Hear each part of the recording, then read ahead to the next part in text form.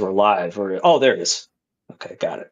Yeah, it pops up. But it always start, it's always at 15 seconds. Actually, you know what I think it is? I think it's a delay. There's a 15-second delay. That's what it is. So you can go and fix things. Yeah. I It's just like get reminded that. Because the if you bring football, somebody right? on and they go crazy, where they go, which is Yeah. always a possibility, you can boot them, and then if you edit it, you can go back and which I don't. Yeah. Well, it's like the sports, right? If someone's commentating or someone, they flash, it gives the booth time to go and delete it before it actually runs live. Yeah, that's like even with StreamYard, you could have like a second computer and like an engineer person if you wish. Oh, okay. Yeah, there's some things on YouTube you can get the boot for. Hand gestures, showing stuff you shouldn't be showing. Yeah, right. Stuff like that. But I'm like, I don't have the time or the money or the people to do that. And I got a YouTube editor, but I don't know how to work that stuff. Well, hey, Eric, but this speaks to how you run this versus others. Mm-hmm. And I really appreciate that, man. And I'm sure a lot of people that are tuned in, almost 5,000 on the page? I looked today, we're at 2636. Oh, 26. Okay. And not counting the hundreds. I think I lost count. It was like 1,800 declines on the page. I mean, they're either bots or they're pages. Yeah. I don't need So if you were a podcast guy who accepted all of those, then you'd have a lot more followers, wouldn't you? Yeah, I mean the problem is they have no interest in the secret. That's right. I got there's treasure inside, and I had to boot somebody today. They posted twice some damn music video. Yeah. It has nothing to do with anything. And then I go back and I didn't approve them because I usually go and I look and I make sure that they got history, friends, they got a profile pic. Yeah. And you know what? That takes a lot of time, man. So thank you. I'm the voice of the community to you, sir, today for that idea that, this stuff takes a lot of time. Yeah, and so if you want to do it right. I mean, literally like every waking hour, I'm checking on the pages. Yeah. And it's not just a secret page. I got that other page. I got another page. Yeah, I mean, it's quick work. I can do it easily on my phone. I just knock it out. But that's also like on the page, both pages I make, like one guy I saw today, he's new to the page, Gerald Smith. He got declined. He came back and he answered the questions. The people don't answer the questions. They're out. And I usually message everybody. You must answer the questions to join. Don't get a response back from anybody. My messenger page is full. It keeps it clean. People. Keeps it clean. It keeps it, appropriate. You don't have to fiddle with all the spam later. Yeah. But, to the point we were talking about this on right before, the podcasting or all this. And I actually, interestingly, yesterday, I was looking back at some of my first videos that I caught. This is all about practice. And so I would encourage people, if you want to come on and talk about this, the only way to get good at it is by coming on and talking about it. Like, you're not going to get good at this interchange that we do in a webcast, podcast. You're not going to get any good at it unless you try it. And it's like a bike. You're going to fall down, but then as time goes on, it becomes very natural. And so but you got to do it. Like, don't be afraid to come on the podcast with Eric. Okay, everybody? Yeah. And I'm not a pro at this. I'm just good at remembering all this stuff. I don't, man, I lose my keys left and right. I was looking for my shoes earlier, and I remembered I took them off on the other end of the couch. Well, boy, I could tell you a lot about George Washington and all the reading. I had my buddy. He was asking me about this. He was like, "What, you're doing a podcast on YouTube?" And he was very inquisitive about the book. And I started talking about it. And he's like, "Man, I'm gonna join and start watching that." I said, well, if you like history and everything else, and that's primarily what The Secret is. Whether people want to believe it or not, but this is what you're gonna part of the treasure that you're gonna receive is lessons of history. Yeah. And everybody that is really enthralled in The Secret, you've already learned a lot of that stuff. Now, I've told people I've done more reading Oh, yeah. in the past 9 years than I've done in my entire life. I was never a big reader, but I like reading about. I'm not a comic book guy. I like Star Trek. I like Star Wars, but I'm not a comic book dude. I like reading. I mean, real history. Like today, I was reading like Boston wasn't initially Boston. Boston was renamed by the Puritans. It was called Pembrokeshire or something like that. Mm-hmm. I didn't jot it down, but yeah, Boston actually went by a different name until the Puritans got there and interesting and renamed it for some town in England.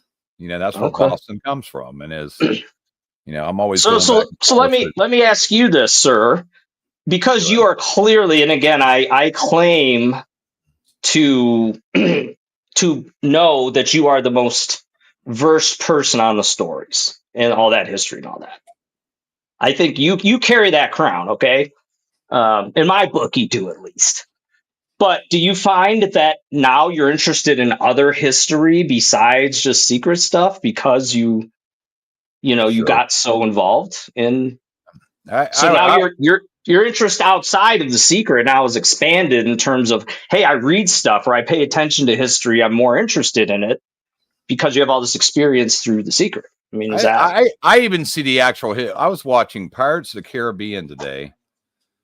I'm trying to remember which one. It was one with the Brethren Court. And there was, God, I can't even remember what the hell it was now. Well, yeah, my wife will vouch for me. I'll go. The Secret. There's a secret. But I see actual historical references, and they went to see the one. I know it was connected. It's that actor Wannabe. But he was like it's like the Chinese pirates. And there was something there. I can't remember exactly what it was. I tried to remember what it was, but I almost like, yep, that's historically. Oh, okay. It's the scene. So Barbosa goes there and they have Orlando Bloom's character captured because he tried to sneak in and steal that map, the map that scrolls around. And they start trying to leave and whatever, but you see the fireworks. Now that's part of why The Secret. When you look at the Warner von Brownie and that, it says Asian, but that's Chinese, and it shows the ferry and the imagery with the space shuttle lighting the fuse. Fireworks, right. Gunpowder was like the start of that. And in that scene, they're running along the dock and the monkey grabs a bottle rocket and then the fireworks start shooting all over the place. And I'm like, that's historically accurate and there's boxes of fireworks and bottle rockets and stuff, which I'm sure they didn't have those kind of bottle rockets back then. Of course, it's a tale story, but you can see somebody on the writing of that set, said, basically the Asians and, the fireworks, they go hand in hand. So I'm like, right there, that little detail in the movie is totally accurate because of gunpowder. It's depicted in 300. Like in 300 when they're at the gates and they're fighting and the warriors show up with they're calling them wizards. So throwing the little bombs and they're exploding everywhere. I was like, yeah, that was the same thing. That's when they started adapting gunpowder to, it was fireworks. Then it was, in cannons. It was in, those were like early hand grenades and stuff like that. I think Byron would, I think, be floored, but maybe not, of the idea that, okay, he writes a book. Clearly he was on a typewriter, maybe. Everything's by hand, right? They're mailing stuff to each other. And then here we are today with literally everything that's been known to mankind at our fingertips. And we're able to now. So the exponential nature of what, like, an example you just cite, is you're able to tie that back. And again, just it's blossomed. It's gone so far beyond this. Oh, get people out there going to cool places and learning some stuff. I mean, This permeates your entire life, really, in a way. The secret is a lot of the secret. A Treasure Hunt by Byron Price. A lot of the immigration is meant to is the reason the immigration is important, because a lot of the stuff that we have in America is, and I did remember this afternoon I want to talk about this, because someone was asking me about the DGen and how that connects to Houston. And yeah, right. When you look up them stories and it starts talking about, it mentions Kentucky and the distilleries, and everybody thinks like Jack Daniels and all that stuff. That's all American stuff. It's like, no, the first distillery in Kentucky was Irish Scottish, and that was Jameson whiskey. And they have a connection to Grant, because they also, one of their like cheaper brands was Old Crow, and that's what Grant drank. So, oh really? So with Milwaukee, Milwaukee, one of the German clues in the puzzle is the wheel, and the Germans, I didn't trace like back to the first mill wheels or that were attached to water wheels that were used for whatever, or the first cart that had a concrete wheel or whatever. But if you trace the automobile back, it's Carl Benz, Carl with a K. He is the inventor of the automobile, and he's German. And today, Carl Benz is Mercedes-Benz. So that's one of the clues of German that you have to chase in Milwaukee. Then you find out in Milwaukee, Racine, you had Nash, you had Harley Davidson in the area. That motorcycle also takes a wheel. The first car actually built in America, I think, was in Massachusetts somewhere. That could have a Boston connection or not, but you have to take that immigration. But when you look at Nash and you look at car manufacturers in Milwaukee, and you'll see like, Nash was British. You have Daimler. And then one of the stories will give you an area of concentration of Michigan, which of course that's the Detroit area of Ford. Go blue. And all these people, when I talk about inspiration of the secret book, you could say Henry Ford, Nash, and I mean, there are a crap load of people that made cars. Some of them you've never even heard of. One's the Teen Angel has what's that damn car called? A Kaiser. People are like, Kaiser. If you saw it around down the road, you're like, what the heck's that? Oh, that's a Kaiser. People go, I don't know what the hell a Kaiser is. Never heard of it. Exactly. I mean, a lot of them went defunct. They got bought out by other countries. And if you think back, we're old enough, like Daimler, Chrysler, they don't sell Chryslers. Oh, there were 100 auto manufacturers in Detroit. Yeah. And using the name like Ford. Yeah, Ford, who started Chevrolet. And you have to take that entire historical route. And then if you go to the American Motor Gremlins, which I spoke before in a podcast, and American Motor Car Company, and their famous car was the AMC Gremlin. So there's your story, American Motor Gremlins. And then you look at the ferry in the illustration, there's one on the ground. He's looking right at the wheel. So that wheel connects to Milwaukee. So that's one of the clues that you have to chase. But that, so German's your primary ferry for Milwaukee. But with the automobile stuff, you go, okay, who was inspired by Carl Benz?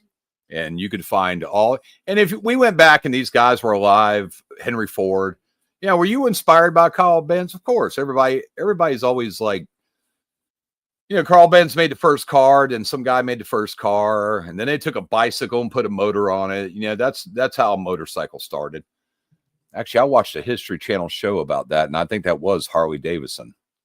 And they were talking about when they initially did that, there was one company that didn't want anything to do with them. So they went to this guy that was building, they gave him that whole idea. Like, listen, man, we want to make these bicycles faster. And, and there was a purpose for them, other than driving a car, is cheaper transportation stuff and stuff like that. Now, and that was basically the start of the motorcycle. And how many different brands of motorcycles are out there now, and you could probably trace that back. The engine, the initial engine that probably came in the first Mercedes-Benz, and then someone took that engine and, how can we improve this? How can we make this better? How can we make our own version of this? And engines went from flatheads to to V6s, V8s, and everything. I mean, then closer in history, I mean, you got V12s, V10s. Someone was always trying to say, yeah, you invented that particular like E80 V12 engine for like, say, a Lamborghini, but that guy that created that engine didn't create the engine. Someone else did. And he was probably inspired by the work of somebody else. Because, I mean, if you get into trying to design something like that, and then, if you go like the Roanoke Island, you have Octave. Octave, I think it's Chanot. He's known as the father of aviation, even though he was into building bridges. He was an engineer. And he was working for the railroad. He was in Chicago. We know about the railroad connections there. But literally in the first there, he's friends with the Wright brothers. Let me pause you for one moment. Have a triangle connection. These people all have something in common, and that's a big part of the secret.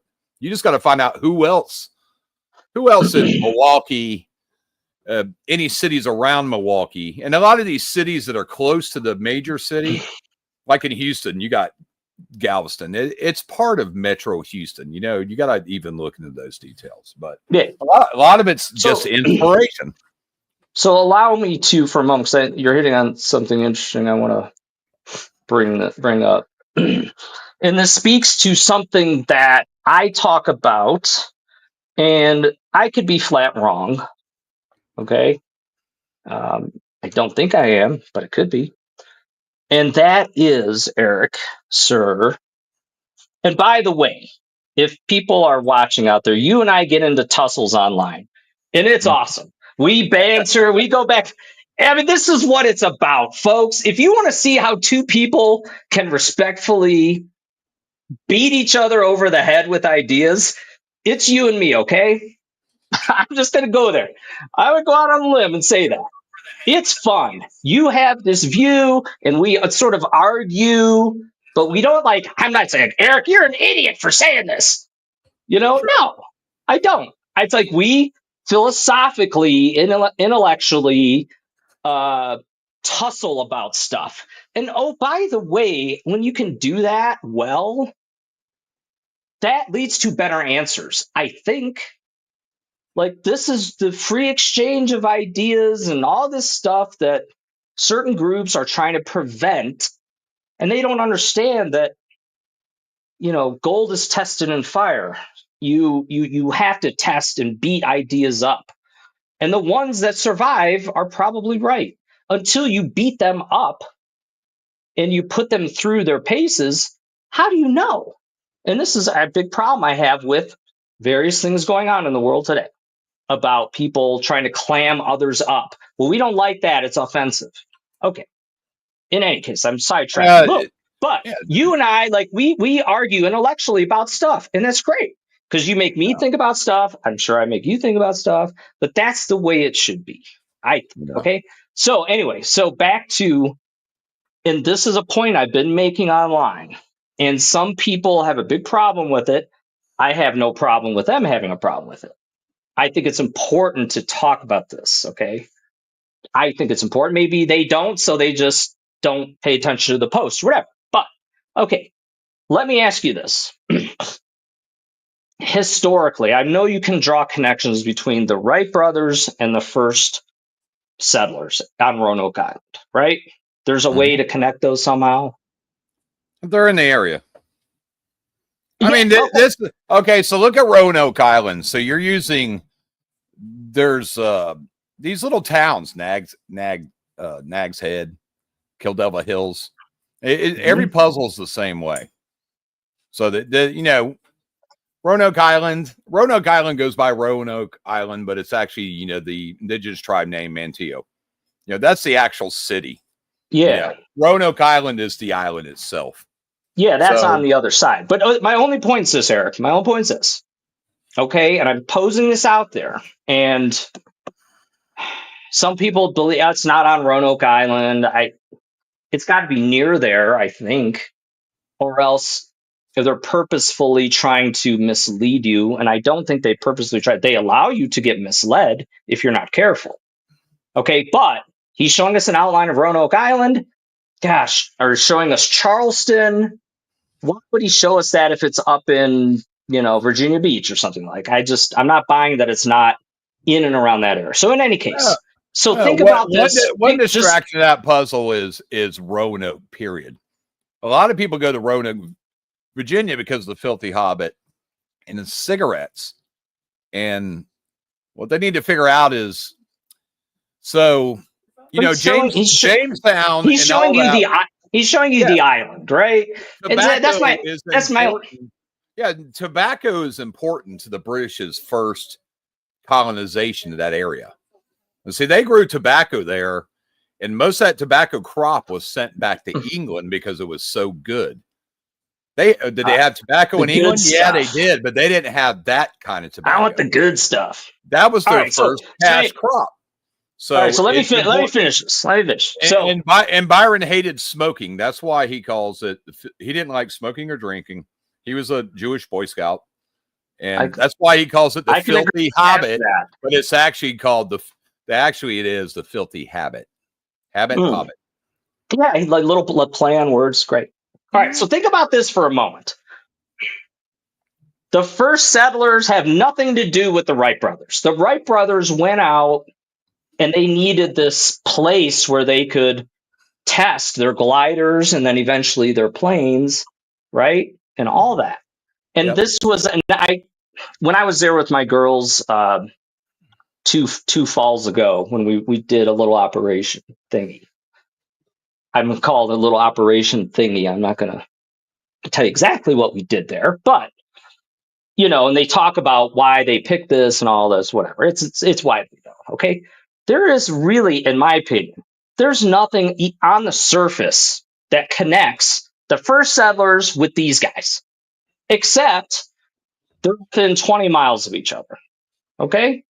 So I want people to consider this. Okay. You have to think like Byron, or try to. I try to do. I could be wrong. But think about this. He wants to feature the first immigrants. Makes total sense given the theme of the book, right?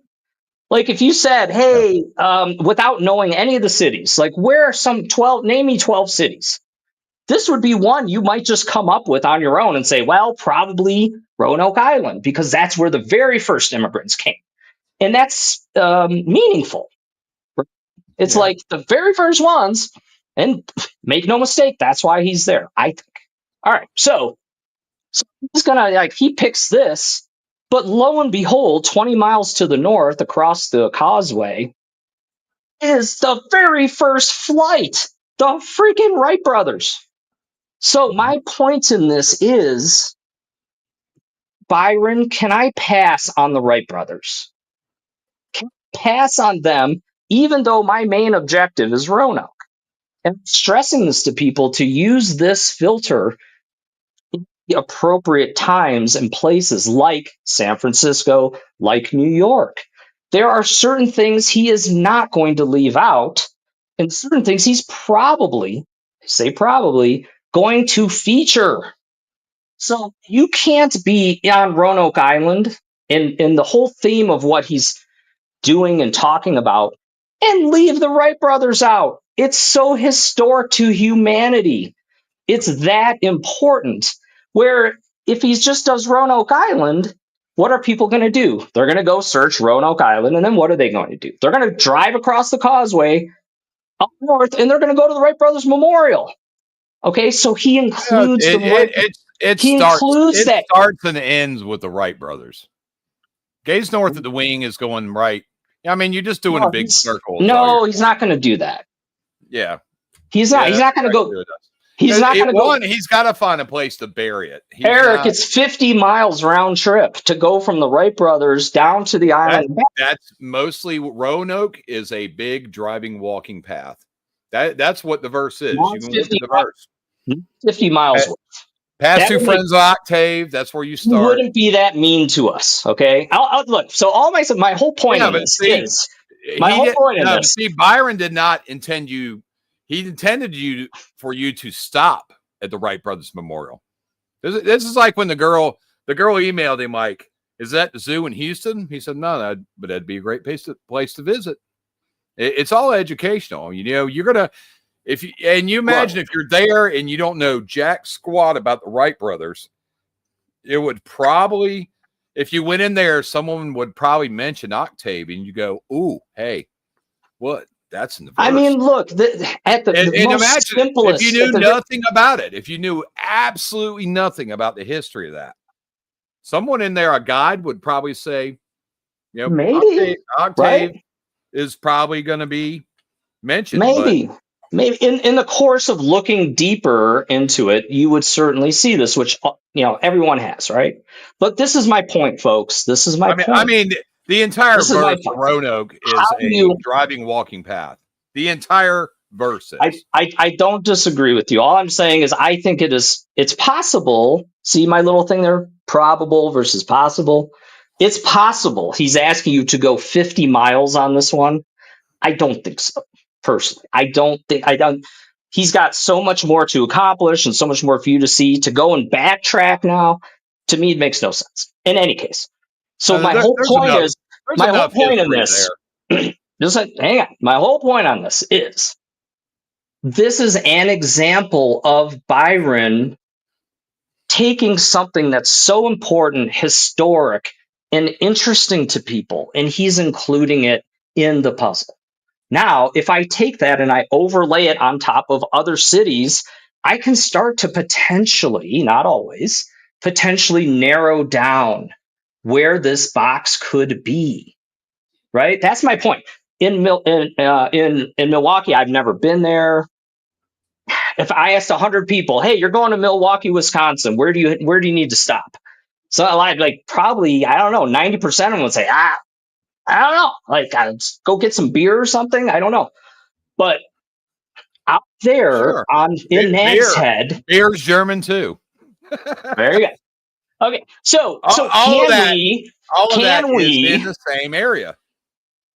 I take your word for it. All right. So my only point is this is a safe filter. I think. Look at what he did in Chicago. How many parks are there in Chicago, in the city of Chicago proper? There's tons of them. 50? I don't know. I'm sure we can punch it right up right now and find out. I know there's like 1,800 in New York, so it's like, we're getting there's a lot of parks out there. Anyway, I'm looking at the comments. Okay, so there's a ton of them.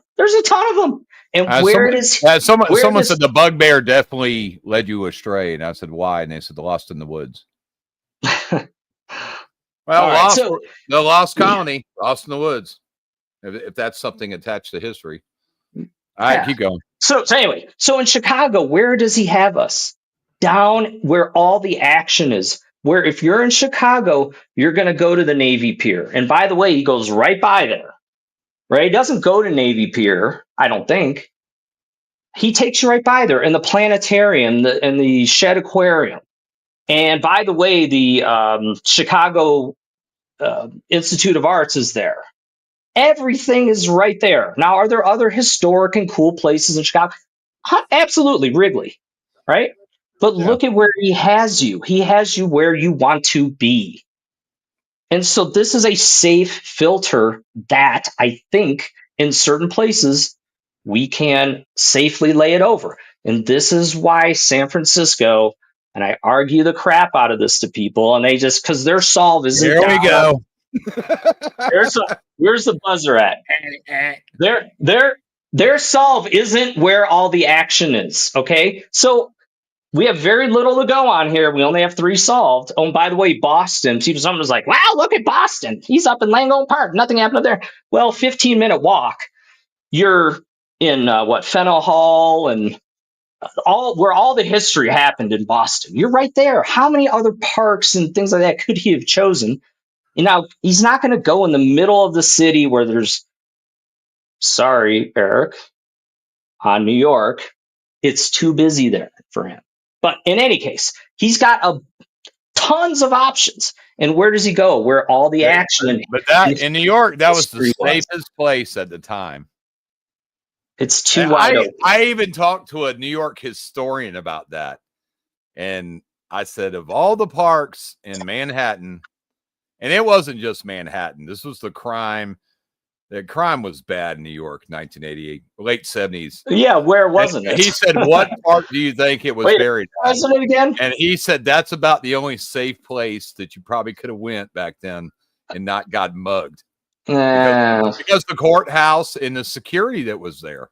Well, including back then, like a police substation. Maybe. Right in Century Street, right in that area. Maybe. Anyway, so here's my point, right? My point is, look at these other cities. New York is one. Look at the theme and the points of interest. Yes, there are many in New York, but there's one universal symbol for all migrants forever and ever. It's called the Statue of Liberty. It's not going to be a secondary or tertiary clue, in my opinion. Again, I could be wrong. Sure, that was a symbol that all immigrants saw as they came in. Forever and ever. So from now until the end of time, it will be the Statue of Liberty. So what a miss it would be, wouldn't it, to not feature it? Meaning somehow it's about, like, either it's buried there or you can see it. Okay, or it's close by there, let's say. So I'm not, you guys. The park right behind the Statue of Liberty. That was the first place I ever checked before I actually went back and actually did book research. Me too.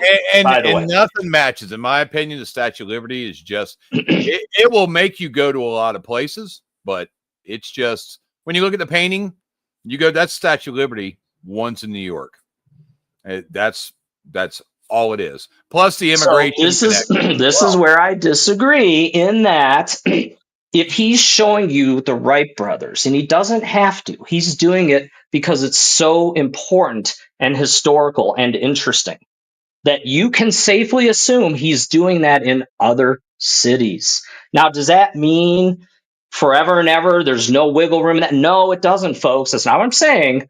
But I'm saying, as a way to sort of narrow this down and get you thinking like Byron, okay? This is why in San Francisco, it is such a unique city. It has so many unique, interesting features to it. I don't think if he's showing you the Wright Brothers Memorial, it doesn't have to, but he's doing that because it's interesting, historic, unique.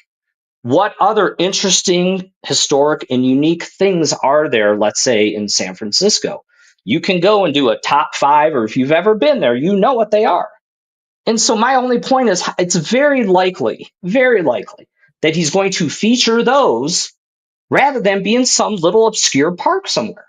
Now, in Cleveland, again, ask 100 people around the country, sir, miss, you are going to Cleveland. Where must you stop now? What did you have to see, or else you'll feel it's like a failed trip? And let's say I hope I don't get sick breathing in the air or something. I mean, all right, people in Cleveland are going to hate me. That's right. But I'm just saying, like, there's not really anything there's not really anything in Cleveland that you have to see, I don't think, or at least unless you're very familiar with Cleveland. You say the Irons or the Flatirons. That area downtown, but that's like, most people don't know that. It's just like GGP in San Francisco. Okay, great park. A lot of big cities have great parks. It's nothing unique from that perspective. Nobody goes to San Francisco and says, we're going to GGP. I would venture to guess most people outside don't know that GGP even exists. But you ask 7 billion people on planet Earth, what's the most famous bridge? I'm going to ask you, name me a bridge. And like more than half of those people are going to name the Golden Gate Bridge, right? Wait. So Byron said he was hoping he would get people out and about in parks. Even the book says, it might be in a local park. If you're going to go to San Francisco, and you want to go to a park, what park are you going to go to? You're going to go to Golden Gate Park. The bridge is the premier bridge. I'm going to put up the GGB against the GGP every day of the week. Okay, so that's what I'm saying is we're talking about probabilities here. When you have something so compelling, world renowned, it's unlikely he's going to pass on that, whatever that But is. I can tell you that the Golden Gate Bridge is not in the book. Now, it's in the history, the Spanish history of them actually sailing by and mapping the coast of California. Well, I'll tell you this, it's in the painting. That's why it's called the Golden Gate, because that's what was written down on the map by the map maker. He just called it the Golden Gate. It's in the painting. It's in the painting. Well, that's all up. Stuff, imagery in the painting is up to everybody's interpretation. I've looked. So, are you saying that every clue or box location must show up in the book, in the stories? Yes, there's a path. Now, people want to always attach that to Chicago and go, all they needed was the painting and poem. All they did in Chicago was jump to the walking path. That's all they did. Chicago is about the north of the Civil War. That's why Grant, it's in Grant Park with Lincoln, and that's why Lincoln's in Grant Park. And you learn a lot of history about that. If there's a park named after Grant, but again, look at the Lincoln. Look at the big picture, Eric. There's a story. When you create a scavenger hunt, you have to start at a point. And Byron went, ones we know, he said, I'm going to use this fence in the back corner. This is probably so he could dig and hide it. It's Grant Park with Abraham Lincoln. Grant Park. So you got Ulysses Grant, Abraham Lincoln, Civil War. He worked. See, now you can look at how much you can infer. Look at how much you can know by knowing Chicago as an example, right? Yeah, and then there's a lot of painting clues that are just to Chicago. The Bulls, the stockyards. Look at Cleveland. Okay. And so one of the things I would argue to you is that he's got easy access. He's got maybe a parking lot and he has cover. So if your park or your area doesn't include those things, it's not that it can't be right. It's less likely because we can infer so much by knowing these other boxes, right? Yeah, I wish somebody would ask JJP why Byron used lookouts there. I mean, I wonder, was that where police at the Greek Gardens? It seems like a place like that. He could have easily gotten in there by himself, but he took. Was that one of the first ones he did? That's the one JJP will talk about because that one's been completed.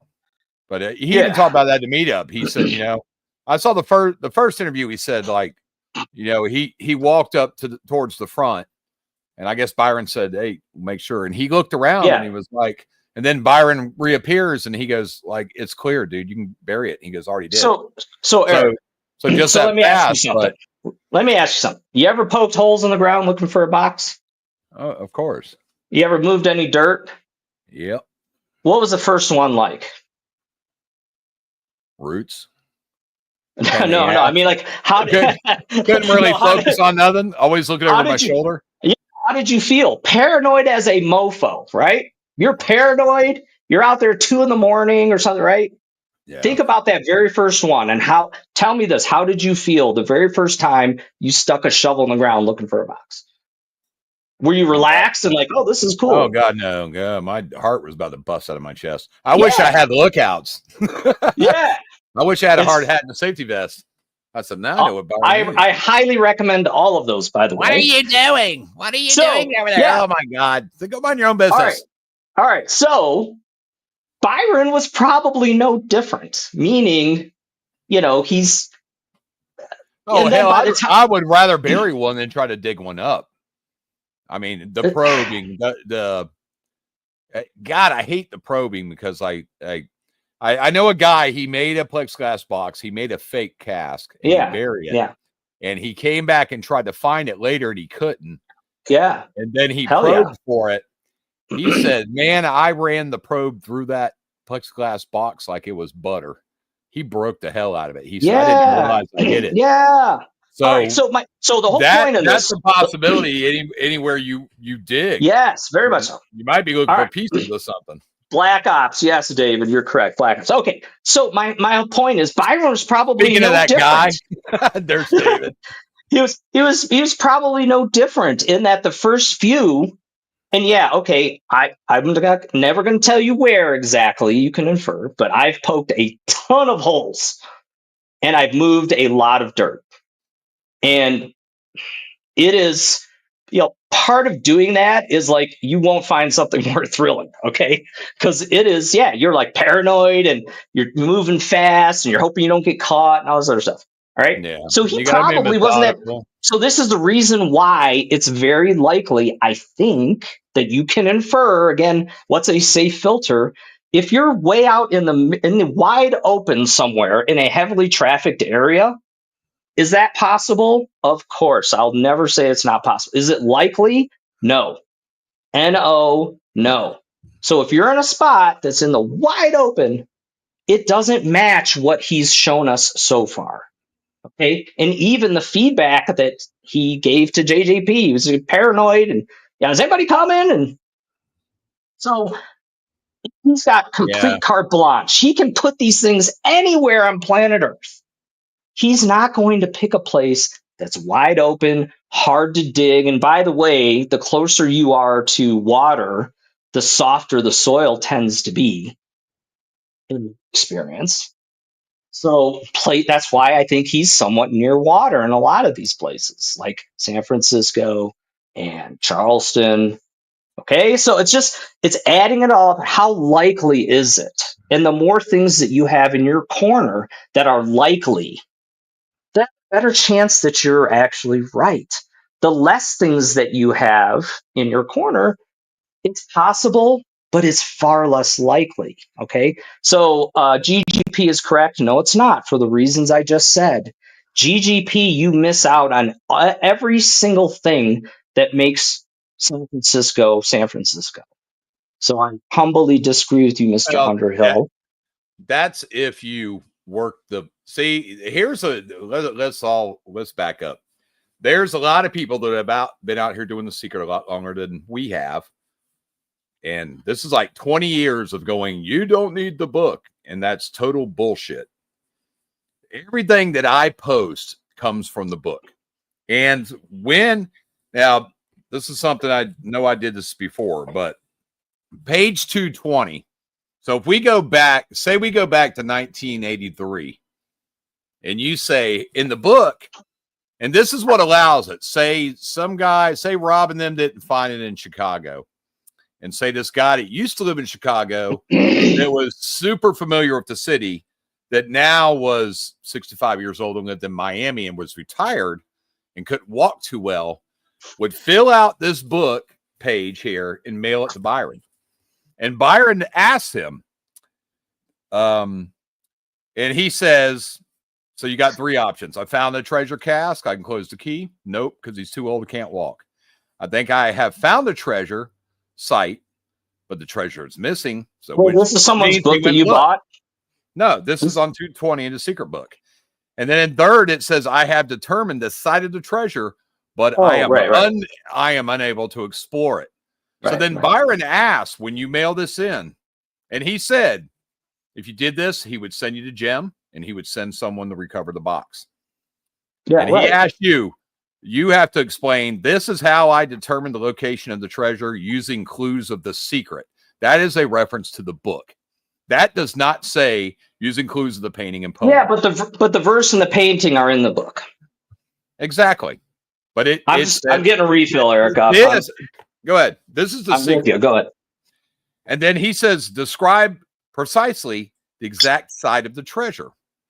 So in Chicago, you would say it's near the fence in the back left corner of Grant Park. Right. Over the L shoulder is Abraham Lincoln. It's Grant Park, Chicago. Byron would say, yeah, there you go. I will send you to Jim. But then he asked you exactly how did you if Rob and his friends had to fill out this top part, they'd say, hey, we noticed the imagery. We didn't have to really use the book. We saw the imagery, the walking path, and we knew where those were, and we followed it. And we ended up at Grand Park. We saw the fence. Right. And then they could also fill that out. So but if you had to do this, are you you'd say that saying, sir, that those guys did not use the stories to find that box? Is that what you're saying? Exactly. Because it was also, if they were, I rest my case. They saw imagery in Chicago because anybody that would go, hey, I've never been to Chicago. So you'd have to do all this research about Chicago to figure out that the Bulls logo came from the stockyards of Chicago. You know, the Chicago Bulls are named after the stockyards. You had these guys grew up there. So, like his friend said, in the painting, that's the water tower, which is a memorial to the Great Fire of Chicago. Yeah, Boom, so they were gone. They already knew that history of what that was, so they didn't have to use the stories of the book, which they would have determined it was about the Civil War. So look, anyone who says, and I don't agree, I do not agree, you must use the stories, and anyone who says you shouldn't use the stories, I think both of those are wrong. You have to use the stories. You do not. Those guys didn't. If you're gonna take that path, well, they didn't need to because they jumped right to the walking path. They jumped right to the walking path. So you have an example that completely dispels that idea. Do you not, sir? No, I feel like in a courtroom here. They did not use the stories because they went right to the walking path because they used that and recognized the imagery in the painting. That's not going to occur on any of the other puzzles. No, they're not all the same. Well, and a lot of the visuals and the stuff it's all so vague. That's why I tell everybody nobody believes baseball in San Francisco because nothing at all says baseball. We have evidence that one puzzle at least was solved without the stories. So that tells you right there, but you don't need the stories. Listen, let's back up again. So Byron said it was easy, and a lot of people believe easy means easy. So that would be like if I was a brain surgeon and you weren't, and you said, wow, you do brain surgery? I go, yeah, brain surgery. That's right. Yeah, the guy was, he was I go huge brain surgery. Brain surgery. I'm a brain surgeon doctor. Brain surgery is easy for me. That's right. Because I know how to do it. That's right. I know the techniques. I know the procedures. I've been trained. And if you said I'm a fighter pilot, I got no idea how to fly. You go flying a jet's easy. That's what Byron means. If you know the history, it will be easy for you, just like it was for Rob and his friends. They took off out the door, and they went right to the spot because they. Let's think about this logically. The history of the area. They recognize the visuals. But today I can walk almost every inch of the planet with Google Earth, right? So I'm just saying, like, we should be able to replicate the way those guys solved Chicago because we have the tools now and the access. Whereas, if you didn't live in one of those cities, forget. Like, there's no way back in 1980 you're solving these without having the access to information that we have today, remote from Denver or Jacksonville or wherever, right? But I'm saying I would humbly ask you, sir, to consider this idea that the stories aren't necessary, not always necessary, but could very well be necessary in certain puzzles. Like in my case, New York City. But look, I think this is one big handicapping exercise. It's one big handicapping exercise. I go to the Kentucky Derby just about every year, okay, since 2003. And one time I've won some money, okay? It's all about looking at the horses and determining who is spry and their ears are up and they look energetic. And then you have the horse kind of lumbering along, his ears are not. Who are you going to bet on? You're going to bet on the spry horse. That long shot could certainly come in. When I won, it was a buddy and I, we won this bet. Okay. It was for $1,000. Great. But, it was this super long shot that came in for us. Okay. It's great. So this is the same thing. It's the same thing. And what people get confused with, I think, is I have a possible solve. There are clearly tons of possible solves. That doesn't mean they're likely. Okay, you show me, like, anyone who presents an entire solve, God bless them, awesome. Like, this is what it's all about. And they've taken all this time and energy to put this together. And we don't ever want to demean that, okay? Even though we think it's totally silly or whatever. But it may not be a very probable solve for some of the reasons that we're talking about, which is you take a hugely historic, interesting place or thing, it's very unlikely he's going to exclude it. So when you're thinking about, and does your solve include that or go by it? Or is it an integrated somehow? You're assuming that. See, that's where when you go into the book, I have evidence of it though, Eric. That's my point, is we have evidence of it. It says the book is a field guide. Everybody watching, look up the definition of a field guide. The book tells you where you need to go. It's as simple as that. Let me ask you a question. I'm not denying that. Okay, there's a box buried in Paris. Is he going to leave off the Eiffel Tower? If you have to figure out the city, he probably would. But see, if Byron Priest buries a box in Paris, is he going to leave out the Eiffel Tower from a stop, or that it's buried near there? There is no way he's going to leave off the Eiffel Tower. When you go to Paris, there's too many variables for that. If he told you had to figure out the city in Europe, using the Eiffel Tower would be kind of ridiculous. Well, Eiffel Tower's in Paris. See, now he uses, if you go to New York and he uses the Statue of Liberty, a lot of people say, well, that's in Jersey. But then if you go with New York, then you got 5 boroughs you got to figure out which of the boroughs are they in. Well, that's like when he uses multiple. He's showing you. He used multiple cities in the States. He's using LA and San Francisco clues in California. He's using presidential clues of 2 guys that are from California, and they're the only presidents from California.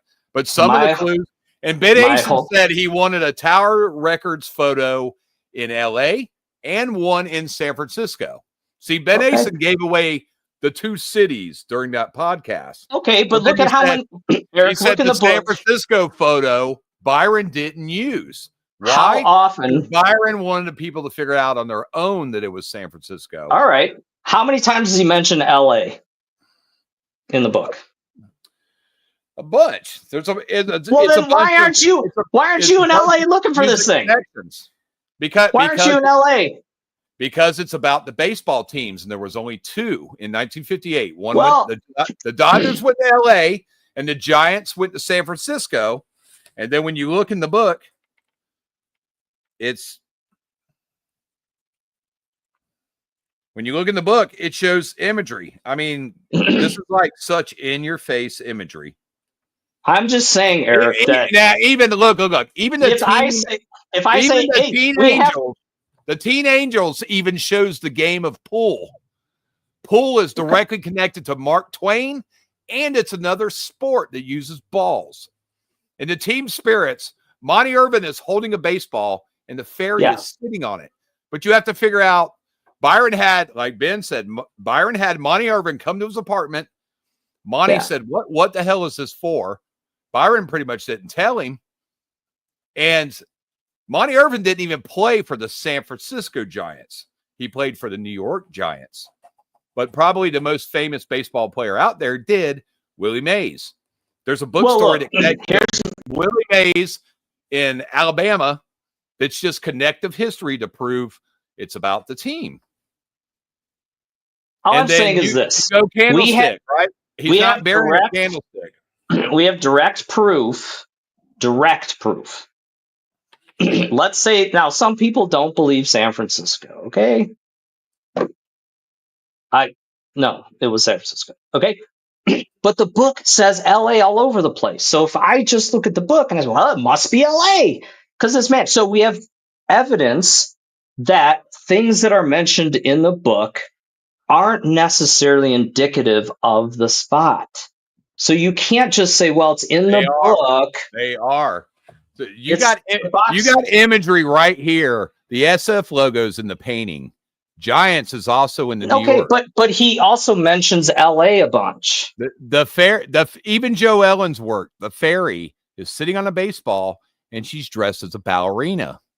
Okay. Well, again, Ballerina has a direct connection to baseball players because it helped with their agility, but the players didn't want to let other players know that they were taking ballet.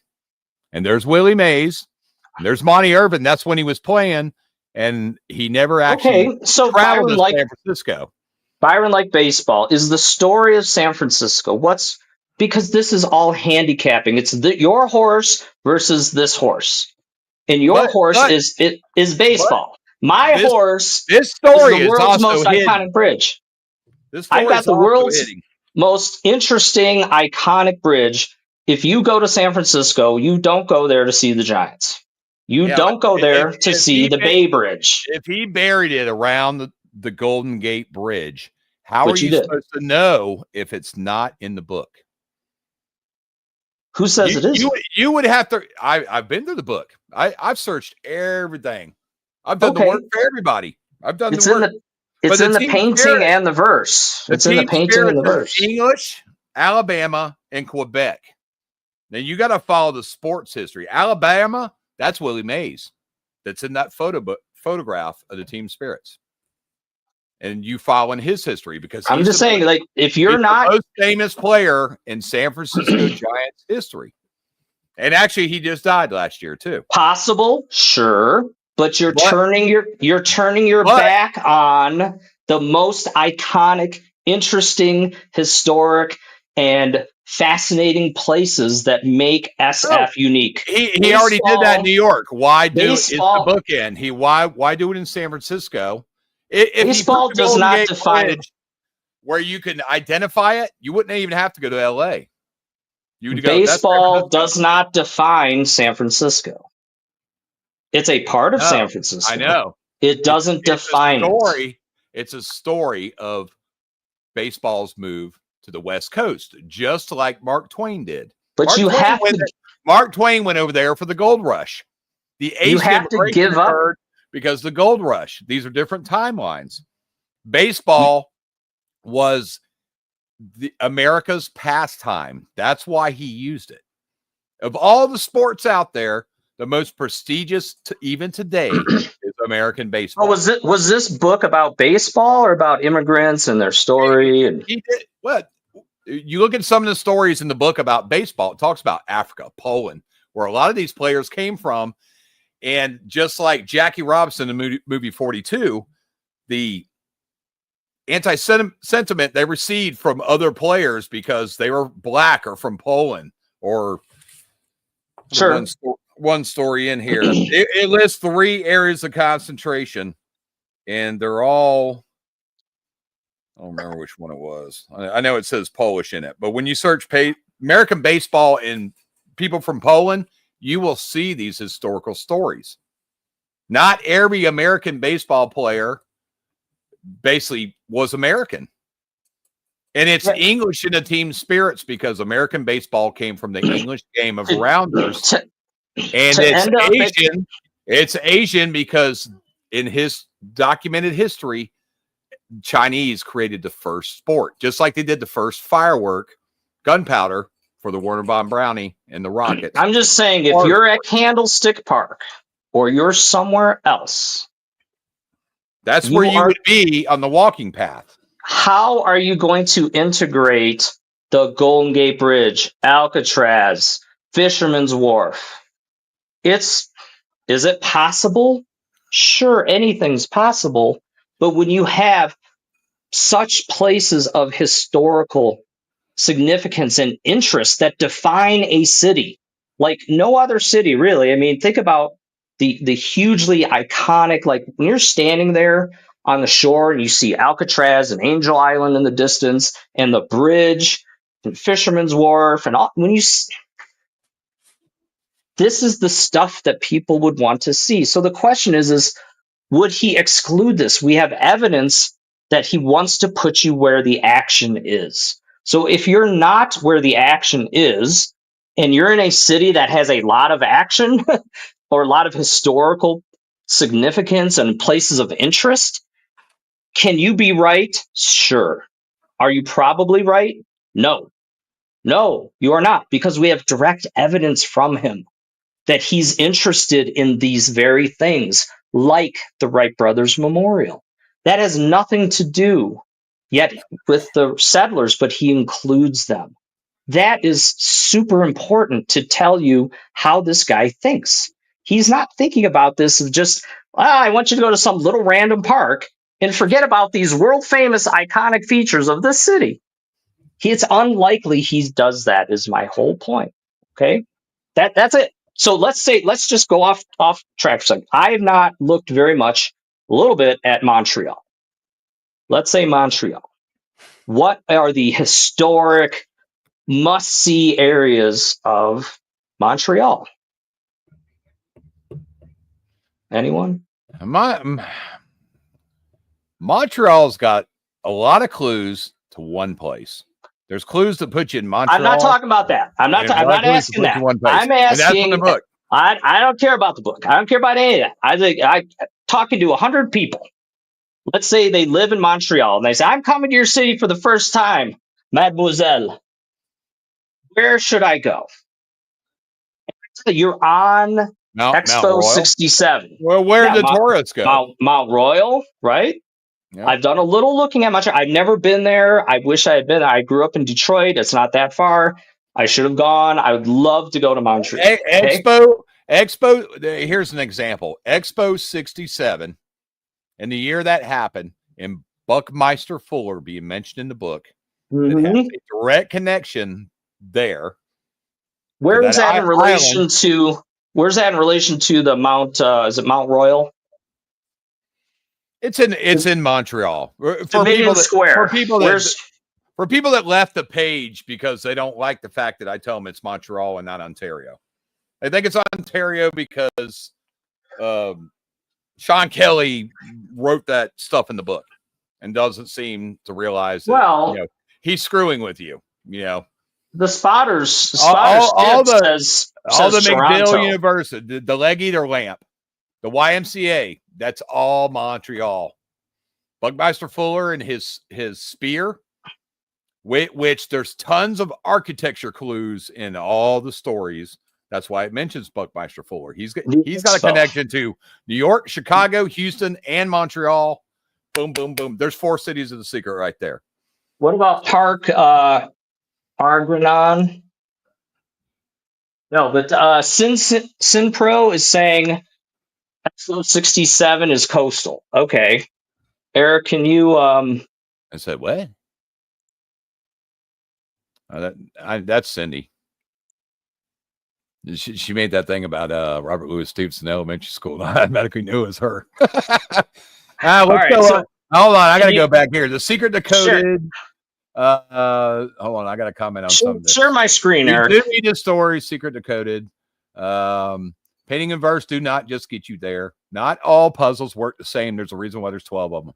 He's not going to use the same techniques for every single one. We know all that. Can you share my screen, Eric? Oh God, here you go with the visuals. Got to have visuals, man. All right. So, all right, we got 5 people watching, including you, Mark. You need to get your damn YouTube in there off the comments. You're on the show. You don't need to be in the comments too. Me? That picture where you're looking like Aaron Rodgers of the Jets. Every time I look at that, I go, look, it's like Aaron Rodgers with that's ayahuasca Aaron. Is it? All right. Oh, okay. Yeah. That's not me. That's not me. All right. So he likes water. He likes views over the water back to the city. So you're assuming that. Assuming that. All right. Whatever you go ahead with, whatever you got. I'll just say in the book, not in the book. Okay. Just keep talking. Maybe. So here's okay. Mount Royal Park. It's sitting off by itself in the middle of the city, right? And it's awesome views. I've done a little bit of looking just to see what's going on in Montreal. Now, show McGill University. This shows you how close this gets you. Now, see, Montreal is an interesting puzzle. The conclusion I came to, it's a bunch of stuff that puts you at the foot of Mount Royal. And then you go on Mount Royal. And there's it's a simple walking path. But you got to figure out what the start location is. And Montreal was basically founded on a religious, oh man, how do I even put that? A religious event. McGill, and it all surrounds that cross. Okay. This was something that happened at the start of it, and that's why that cross is so significant. Just get time out. Big for Dave, if he watches this, there's your religious Notre Dame. Hey, figure out the religion. Okay, so Mount Royal, against it. I'm not for it. What it tells us is it's very isolated up here. Unless there's some other cool must-see spots, you're basically on Mount Royal. Okay, am I for or against that? The views seem really awesome. It's historic, but you're contained to this area, so you're not going to experience anything else. All right, hang on a second. Timeless Cyborg, you are using the wrong verse for Montreal. Okay, well, I'm not going to debate that tonight. That's Milwaukee's verse. Everybody needs to stop that. Yeah, that's been the book does not work like that. That would be so confusing to anybody searching if Byron was using two verses for one puzzle. Let's focus on just crazy. Let's focus on geography for a moment. So if I'm in Mount Royal, all right. So if I'm in Mount Royal, right, I'm contained here, and I'm not saying that's necessarily a bad thing, but I now must abandon probably everything else. Oh, throw away the Japanese book, by the way. Lots of errors and things just aren't right in there. So, folks out there in Secret Treasure Hunt land, I'm not against this idea, but what am I giving up by being way up in the city at Mount Royal? And is there nothing else super compelling and historic that Byron might want us to know elsewhere in the city? So now I have to weigh this, don't I? I have to weigh it to say, how much am I willing to give that up to be at Mount Royal? So, I'm having to go on people. Mount Royal's inland. Okay, Golden Square Mile. So can you help us out here, Sinsin Pro? Where is Expo 67? Can you direct us here on the map?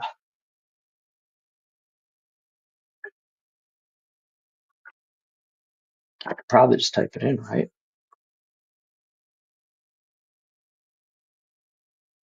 Is it Habitat 60? Right there. Right? Okay, so I will tell you. Okay. No real views from there back to the city, because I take it the center of the city, you'd have to be like on the south side, I think. Okay, so she's saying yes, it's on the island. No, you don't. I'll go ahead. All right. So the thing about Expo 67, geographically, as I look at it, again, I look at Charleston, and this is where I end up in Charleston. And also, it's mentioned in the book too.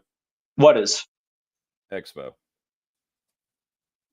But see, you got to imagine, if you didn't know any that, you're like, what the hell is Expo? Or excuse me, Expo 67 is in the it's in the painting.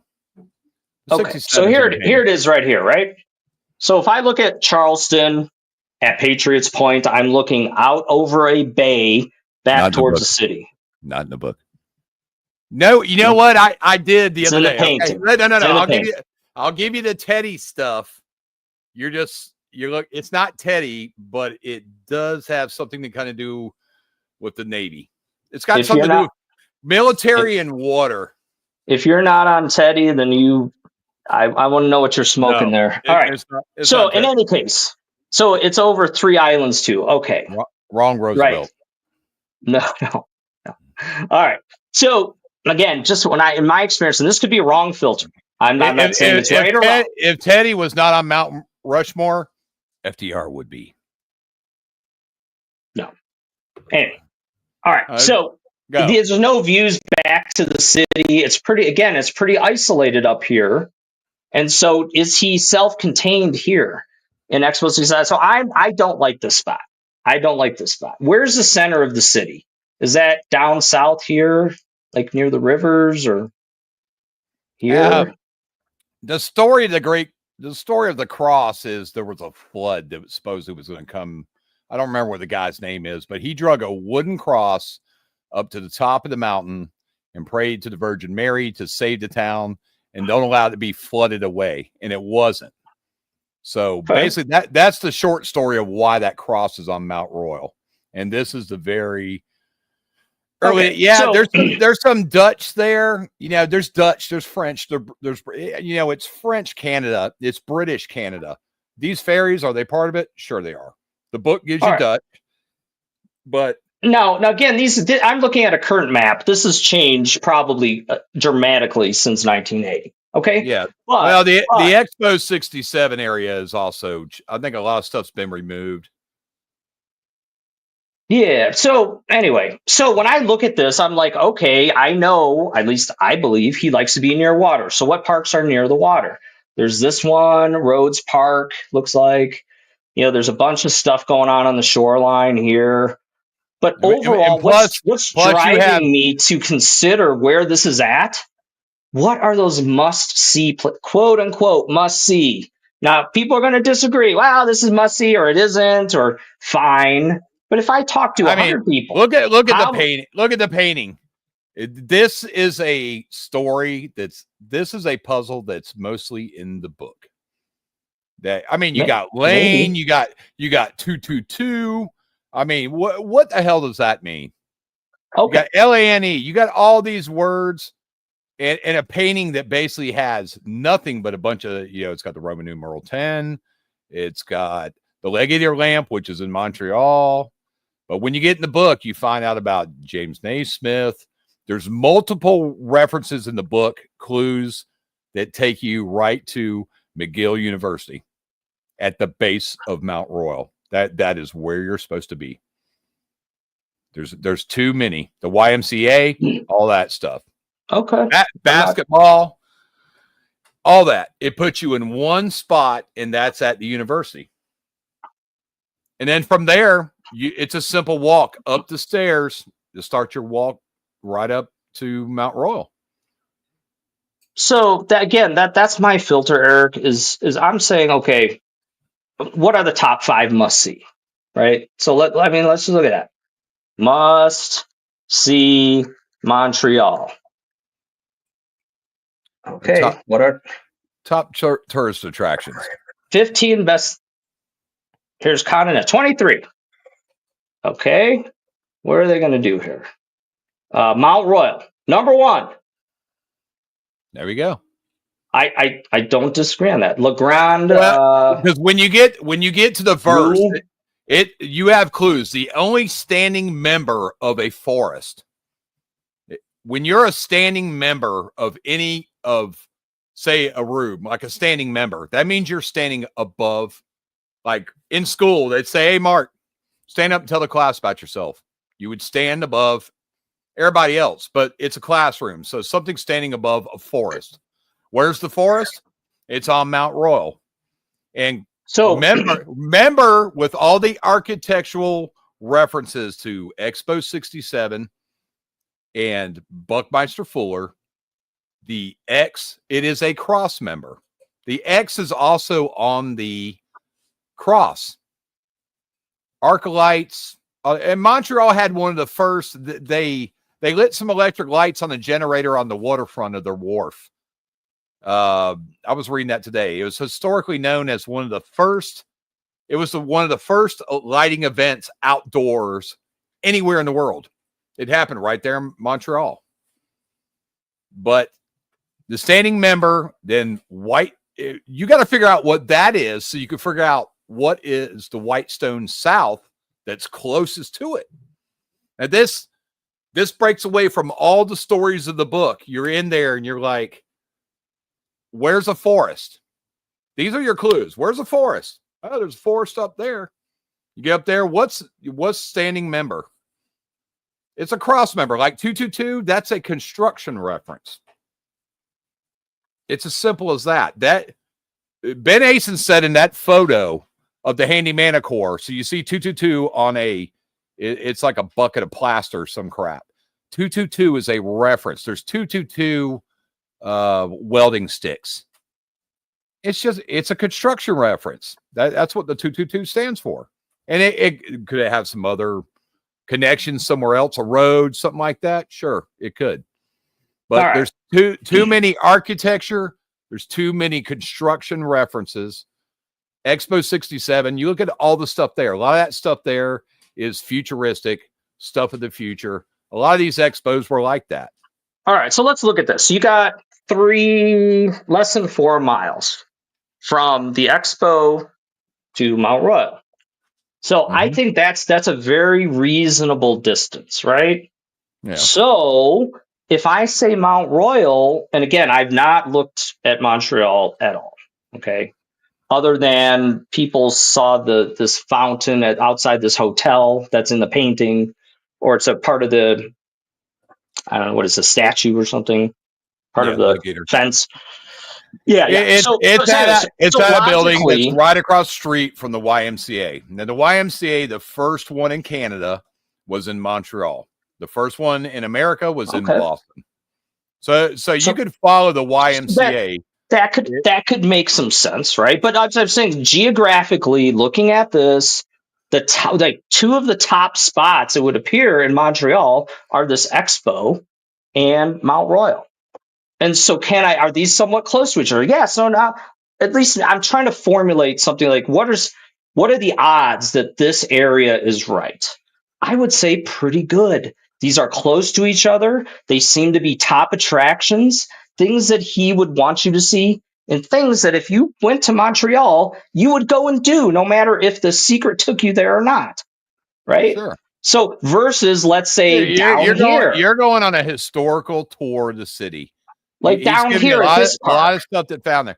Yeah, going back to San Francisco. Fairmont is he down here? Like somebody's got to solve that takes us down to Rene Levesque Park and Arboretum. And they've got it all figured out. Like maybe, but this isn't one of the top places. So I think it's less likely. Yeah. That's all I'm saying.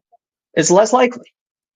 Doesn't mean it's wrong, but now I have to forego. If I'm down here, more than likely, I have to forego all the cool stuff going on up here. I have to forego this, probably. Right? Because in the middle of a city, does he want you to get in a car? Probably not. You get up on Mount Royal, and there's also a cemetery there. So as part of Deception of the book, when he says no cemeteries, would that make people just turn around and leave? But there's Mount Royal Park, which is right up This here. Would seem to be right to me based on just what we're looking at. Again, I could be way off. But McGill is there somewhere else. McGill's there somewhere else. If you look at McGill's up here, right there. Oh man, what's that? It's right next to the park. In the sophomore Jinx, where you see the U on his shirt, that's the same logo, and that triangle. That's part of the YMCA, like pins and stuff like that. They got a big U on it. Okay, so this is how I think you look at these things.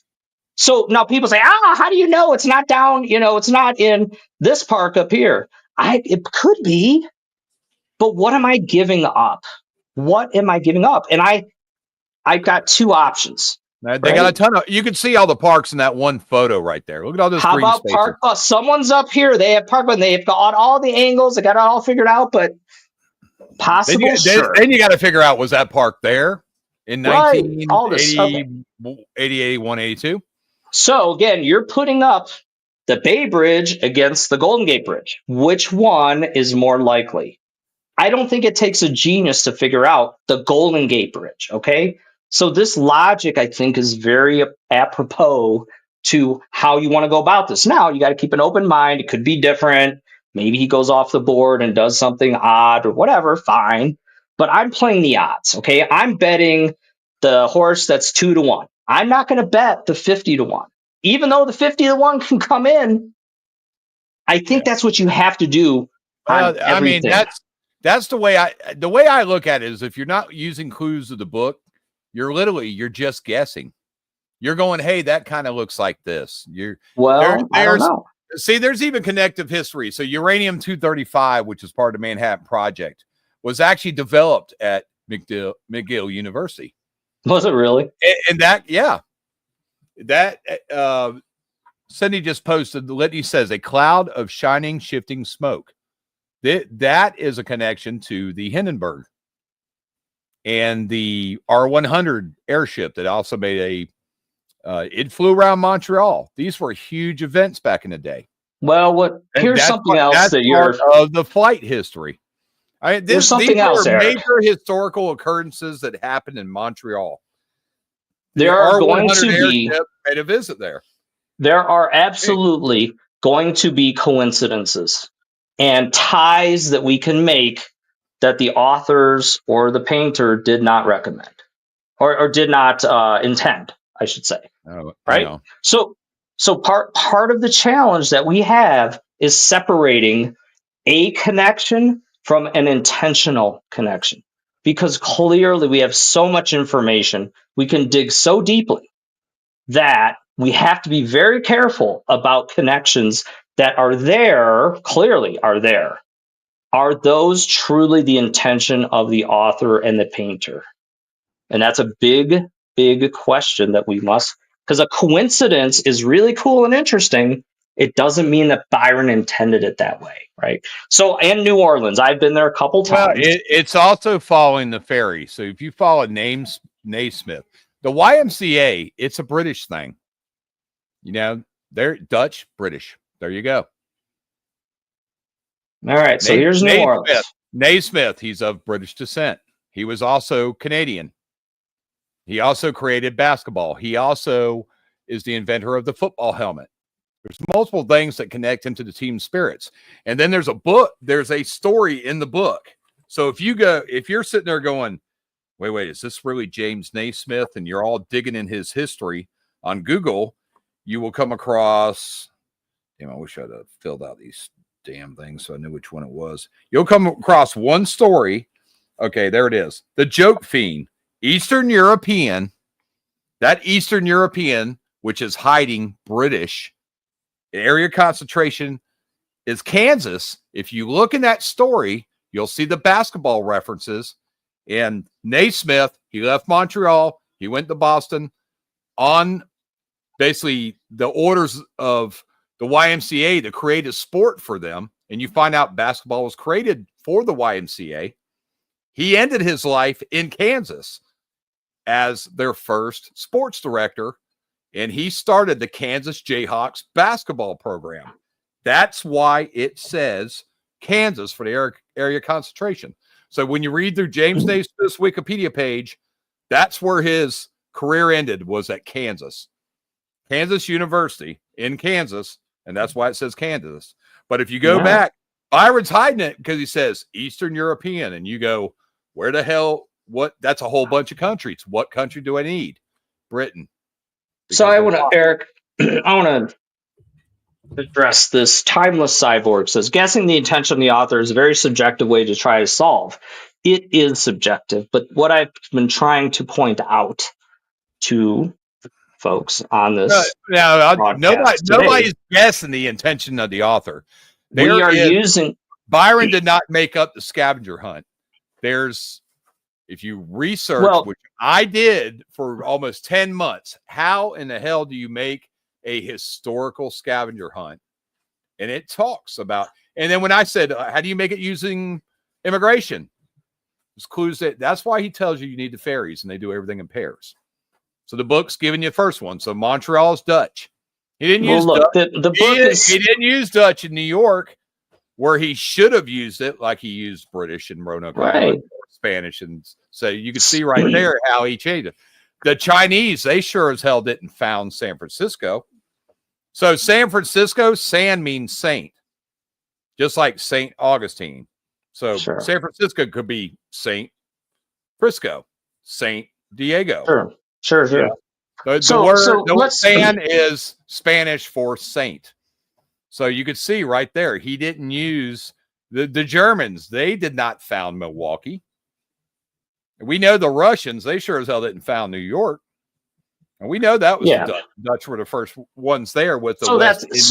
Hence why one must be very careful about using the stories. But in any case, so timeless cyborg. He didn't use that initial immigration of every one of these cities.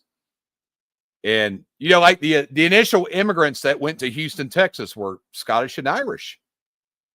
So recall, how was he have likely to have created this, right? That's super important. Sure. The last thing they did were the stories. The immigration is in the history. Like if you go to Boston was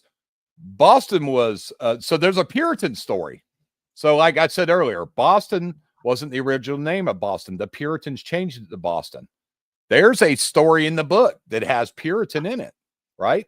You take all I'm saying is from when you're trying to find the box location, when you're focused on finding the right location, you start with the end in mind, I believe. No one can convince me other. I'm not going to budge on this one. In that, he started with the box location. That's impossible. And he worked backwards from there. And the reason he had to have done that is, let's say he starts with the start. Okay? So he's like, I want to go to Boston, or I want to go to Cleveland, or wherever. Sure. Boston's a great example. So he gives you the initial immigration of Irish that did not occur. The Irish immigration to North Boston did not occur till like the 1920s. The second ferry is Paul Revere and the British, who were there first because that was a British colony. So what I'm speaking about is not necessarily the first one. Not necessarily the history, how the process by which the author created this. That's exactly how he did it. I don't believe two timelines in history, but he put the Italian first instead of the British first because he was using the British first in Roanoke. So Paul Revere, he was a British subject. The British are coming. That was part of the 13 colonies. America was not even founded yet. He knows the story of the area and who he wants to feature, right? Yeah, but he has to start North Boston. It's not a British colony anymore. North Boston eventually became a big Italian neighborhood, which it still is today. The Langone Park, they were even British. Their family came, but they were a big political family in that area. They had members they ran for mayor. They were in the local government and the governors, senators, all that kind of stuff. So political family. Just give me the floor just for a second. So when I think about how he created these, that's going to help me find them today, I think. I don't believe he starts at the start. I don't believe he says, well, this is a cool place to start. And then he said, well, where's another cool place? Oh, here. And then, oh, there's another cool place. And then he can end up in a no place. Okay, no place of interest. That makes sense. So the man, I think he understood the story. For example, Roanoke, the first settlers. That's the main theme of this puzzle, probably. Yes. Okay. But he's going to start with the end. He's not going to start with a story. He's not going to say, well, here are all these distant connections and all that. Okay, now let's go. And we've figured out the ferries and we figured out how they're connected and the immigration story. I can give you that. I can give you that entire. So he bears it on the beach and hides it under Micah and driftwood. He's got all these stories figured out. And now, what if there's no good place that ties into this whole story concept in the ferries? So that's very unlikely that he started with the story. He probably starts with the box location, right? So all I'm saying is when you're thinking about then reverse engineering this, right? So he starts there. So the place he wants to end up has to be a cool, interesting place for some reason. He has to like it for some reason. So when you're thinking about this, in my opinion, you have to have the location where he's going to bury it first. That's probably how he started, right? Yep. So the stories and all that are important. There's 71% of the book. We've talked about this. 71% of the book are the fair people stories. How likely is it, we're handicapping here, that 71% of the book have nothing to do, even though these are their gems, by the way, 71% of the book has nothing to do with the location of the box. I think the people who are smart thinking about this understand there are tons of clues in the illustrations, the photos, as well as the stories themselves, right? So it's not that they aren't important. It's that they are, in my opinion, typically third in line. They are third in line behind the verse and the painting because he certainly needs to get the location figured out first.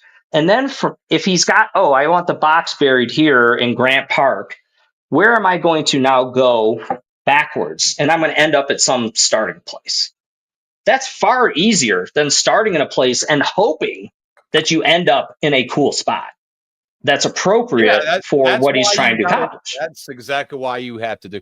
If you Google search a scavenger hunt right now and you do it historically, it tells you to start, bury it first, and then work backwards. So he buries at Grant Park, Lincoln. That's what they literally tell you. The Civil War. That's the scavenger hunt, right? I didn't realize that's the way they said. Okay, so all right, there's some backing for that idea. So anyway, I'm gonna get back to this timeless cyborg. Timeless cyborg said guessing the intention of the author is very subjective. Okay, if I use precedent, if I use evidence that the author has given us that we know to be true, we can do a lot of inference based upon that. I'm not talking about wild ass guessing, okay? But I'm talking about look at where he's buried these boxes so far. In Boston, very near where all the history in Boston happened.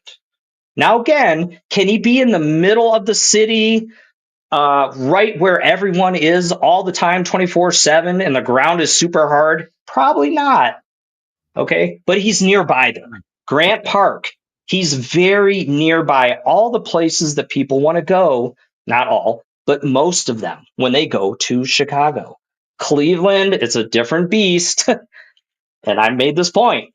There's no super compelling, historic, iconic, world-renowned area to Cleveland. So that one is not a journey, folks. Notice. Cleveland is what, 20 feet? I don't know where where it starts, where it ends. The backstory. But I'm just saying, like Cleveland they're shows you gardens. Hang on a second. So Cleveland, it's not a journey puzzle because there's not a lot to journey to there. No, no harm to that's why it's intended. Okay, so he's in a spot. So he picked somewhere, Greek Gardens, that sort of made sense for the book and all that. That's fine. But contrast that to San Francisco, where you do have these massively historic and iconic places. And boy, he ends up, I think, at the world's most iconic bridge. That makes sense, doesn't it? So is that a guess? Oh, I'm guessing that. What else is iconic about San Francisco? But when I go, what else is iconic? Alcatraz. You can't do a whole puzzle about justice. That's his mention of Alcatraz. You can't get Alcatraz. You can't bury nothing at the Golden Gate. Well, if you're on the shoreline, sir, you can see it the whole time. Alcatraz and Golden Gate, there would have been no reason for. So you paired a painting and poem, and you got to figure out the city. If he used Alcatraz or Golden Gate, you wouldn't had no problem figuring out San Francisco. That takes away from the book. See, in New York, you're dealing with the story that the people of Jersey think the Statue of Liberty is theirs. The people in New York go bull crap, and Jersey goes, no, it's on our side of the river. You got Not only is he showing you this huge ferry that looks like the Statue of Liberty, can we not infer that we can see it? I mean, that is a logical, I don't have to go very far to imagine that. He's showing us the world's most known symbol for migrants. And he's showing us what appears to be her or something very similar to it Would it not? Is it a stretch to say, boy, we should probably be able to see the statue? It's so important to this whole thing. It is. If you I'll said, tell give me you, one symbol for the secret, would it not I, have to I be the Statue finally of Liberty? I finally saw that episode of Expedition Unknown where Byron's daughter mentioned that you got to see it. Wait, say that again. I don't believe she said Can you say that one more time? She said you could see the Statue of Liberty. You know, Byron didn't tell his wife nothing, and I don't believe he told his daughter nothing. That's not, according to the book, that's not true at all. How do we know? Well, you'll see it. You know, today I posted a sunbutton. So if you go to Houston and it says looking back, you're looking back. You're at Treasure Ground. Looking back from Treasure Ground, there's a spout. Now you're looking back behind you because you've already passed it. And a whistle sounds. It's a hearing visual. You can hear boo boo. You can hear the train at Herman Park blowing its whistle. You can't see it. And Statue of Liberty, the only thing that made is the face. I mean, why not just use the entire body? That does not mean that you're at Battery Park. I could see the Statue of Liberty. You already know it's there. The SOL is like the Wright Brothers Memorial. And I don't have to see it because I go, the Statue of Liberty is on the Hudson in New York City. I can get off in Manhattan and not even see it and go, I know it's over there. I would contend, sir, any solve that doesn't make the Statue of Liberty a central piece to it is far less likely. You need to use it as a central piece. This is what I've been asking you to do, is think logically about this and the importance of it. It is like the Golden Gate Bridge. It is like the Wright Brothers Memorial. It is like Grant Park. It is the one symbol universal to the whole theme of the book. So to make it a secondary or third or tertiary clue would be a huge miss. It's not. If you go into the stories of the book, don't have to assume. It's been late this year will be 43 years. No one other than Brian Zen, I don't know what he did. I don't know what he did book-wise.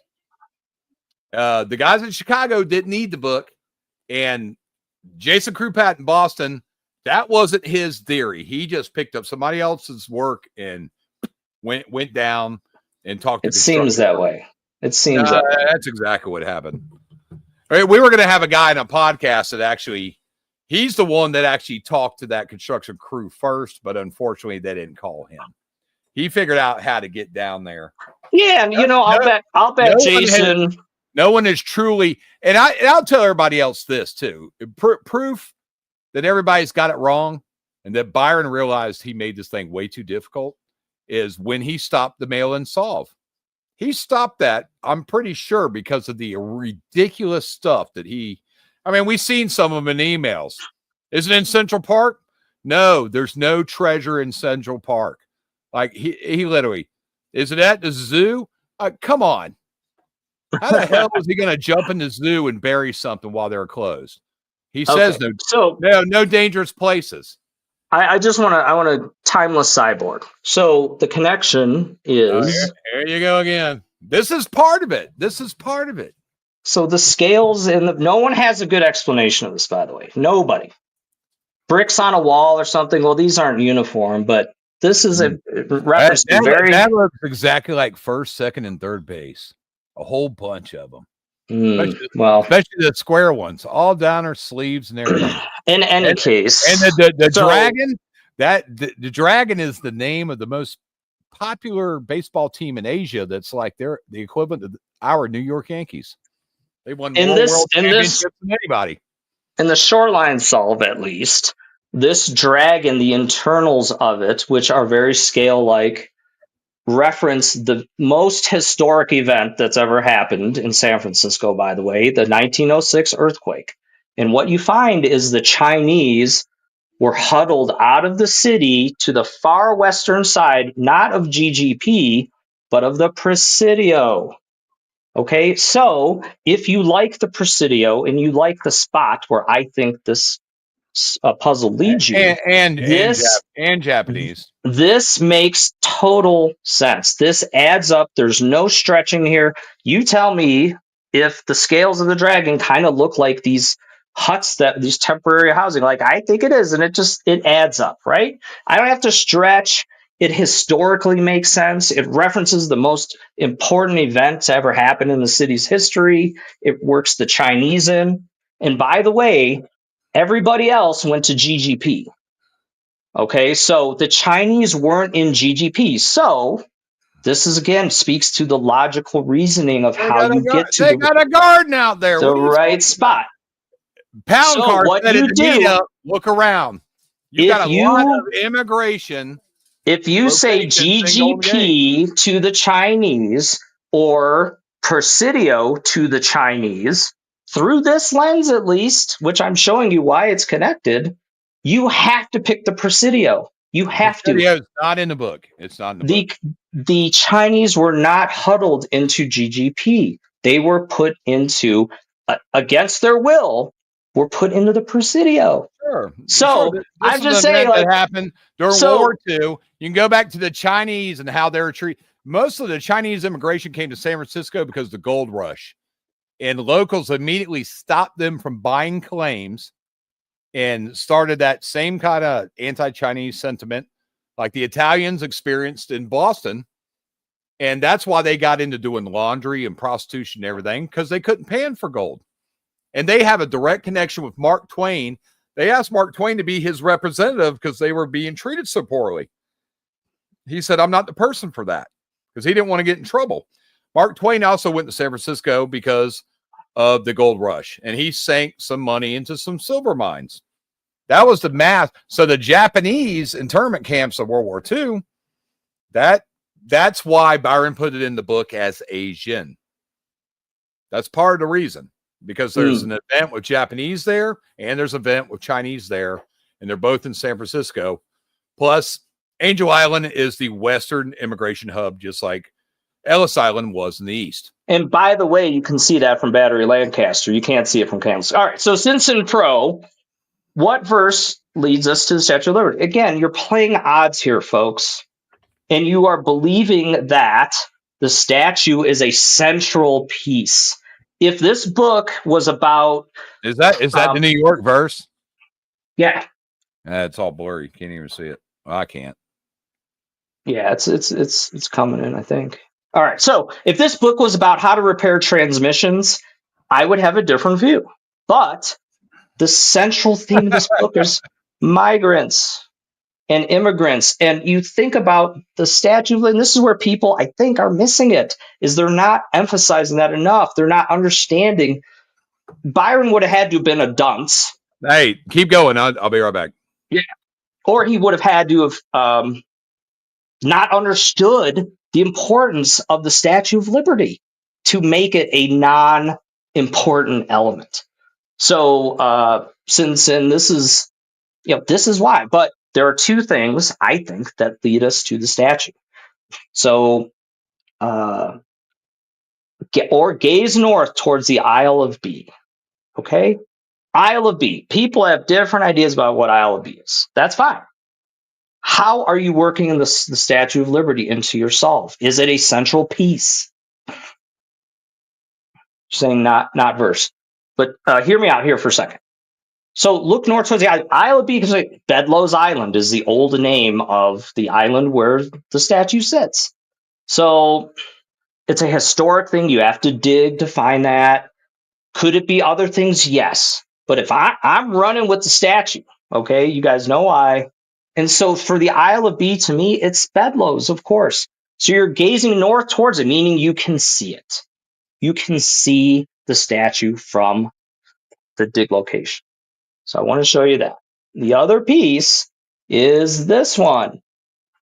So this speaks to the stories now. Spirit of 76. So in the Spirit of 76, does anyone want to argue this is not about New York City? Okay? I hope not. If somebody... Well, let me just finish this out. So very clearly here in the spotter's tip, This story is clearly about New York City. I hope there's no argument. It says the Spirit of 76 is found at a maximum distance from the monuments erected to her fame. Well, if she is a metaphor for the statue, and by the way, the background on this picture was Ben was supposed to get the statue into this picture. Byron gave him verbatim words. He said, I want you to get on the Staten Island ferry, not the ferry to Brooklyn, not the ferry to New Jersey, not the ferry to the statue, the Staten Island ferry. I want you on that ferry, taking a picture back towards the city, get the Twin Towers and the statue. He was not able to get the statue. Byron liked this photo enough to where he said, well, that's fine. We're going to leave it off. But what is he telling us in the spotter's tip here? He's saying a maximum distance. So if I piece these two together and I say, well, I have to look north towards the island, he's telling us here be as far away as you can be from it. And by the way, it's not the Brooklyn side, it's the Staten side in the shadow of the Gray Giant, which is the Verrazano Bridge. So this is how you sort of piece this together. If you're not using this hint, which is clearly about New York City, there are many places in New York City that can work. With this tip plus the verse, you can't be anywhere else than the Staten side near the bridge. And the book sends you somewhere completely different. Now, see, she's she is a bride. He's telling us here in black and white to be as far away from the statue as you can be. He's telling us right here. Be as far away as the maximum distance from monuments erected to her fame. Which is the statue. Who is her? Her erected to her fame. Who do you think? Who's the most likely candidate? Talking about liberty and, all this stuff that he's talking about in the story. He's talking about the statue. The Spirit of 76 is an ideology. It's also a painting. It's also a song.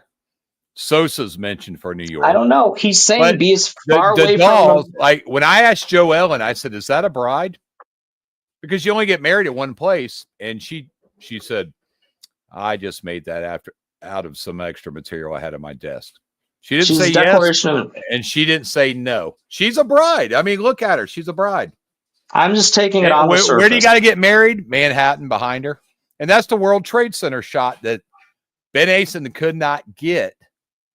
So if you take the bride and put her in the small businessman and say, where are you supposed to be at? She's in that photo because here's the problem with that, Eric, is right here in black and white. It says the Spirit of 76, that's her, is found at, and this is odd, is it not? A max distance. Have you ever said, hey, that's a max distance away? You would say it's the max distance away. Right? So when I say a max distance, it implies there's more than one. In any case, this implies several things, I think. One is you need to be able to see the statue to be able to know, oh, I'm a max distance from it. But you also need to be to the south per the verse. So if I just take those on the surface, where am I at? What do I come up with? Well, of course, you guys know probably. I'm at Von Briesen Park. He was maybe New York City's quintessential advocate for immigrants, poor immigrants, by the way. Now, again, if this guy was an awesome transmission mechanic, I wouldn't be that hyped up about the guy. But it turns out he knew Teddy extremely well. He was very close friends with Teddy. He fits the Wooly Bully description perfectly. If you look at the description of Wooly Bully, it describes Roosevelt again. It describes Arthur von Briesen. Well, I don't see FDR in the Wooly Bully. Wooly Bully shows us Teddy. Period. Well, he's not using FDR. That's right. Thank you for admitting that. Fine. So Teddy and FDR, they both have history in New York. Teddy is if in you read about Wooly Bully. If you read about Teddy, you're going to find out about FDR. FDR is not in the Wooly Bully. New York is the Manhattan Project, and it leads right down the Century Street, Thomas Paine Park, He was even around right. during I know. the Dutch. I know that's FDR to you. British. When you see in the verse when it says speaks of Indies native, Indies is a reference to a time.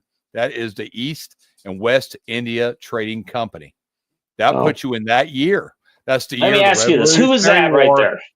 Who is this guy in Wooly Bully? It's Teddy.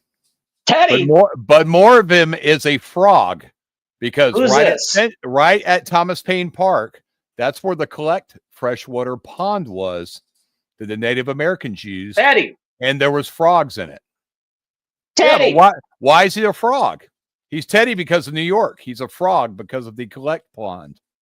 All right, now hang on a second. Now I want you to read that. Where's my buzzer? Teddy. He's a frog. Why did Joe Ellen make him a frog? Teddy. Where was the fresh water at on Manhattan? All right. I'm saying is no. On Century Street where the courts were, was Teddy there? Sure, he was. I'm taking Byron at his word. I'm taking Byron at his word. He says Teddy, so I'm not thinking FDR. Why would I think FDR? He shows me Teddy. Because FDR. But in any case, look into, if you don't believe Von Briesen Park is the right spot for New York. Nope. I would humbly suggest it's not in the book. I would humbly suggest that you read the Wooly Bully, and then you read about Arthur Von Briesen, whose park sits next to Fort Wadsworth. Sin Pro says she is the Declaration of Independence, and exactly right, because who has to do with that? George Washington, Ben Franklin, the founding fathers. So tell me. Wait. And the guy that spearheaded the Revolutionary War, Thomas Paine.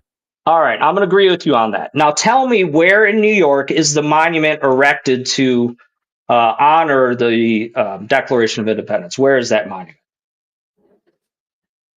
I don't know. Where is it? It doesn't exist. So I'm saying, in black and white, he's telling us be as far away from this monument erected to her fame. You're telling me Declaration of Independence, that's fine. Where is that monument? And you better be as far away from it and still be able to see it. Because he's telling you that right in black and white. Here's the key.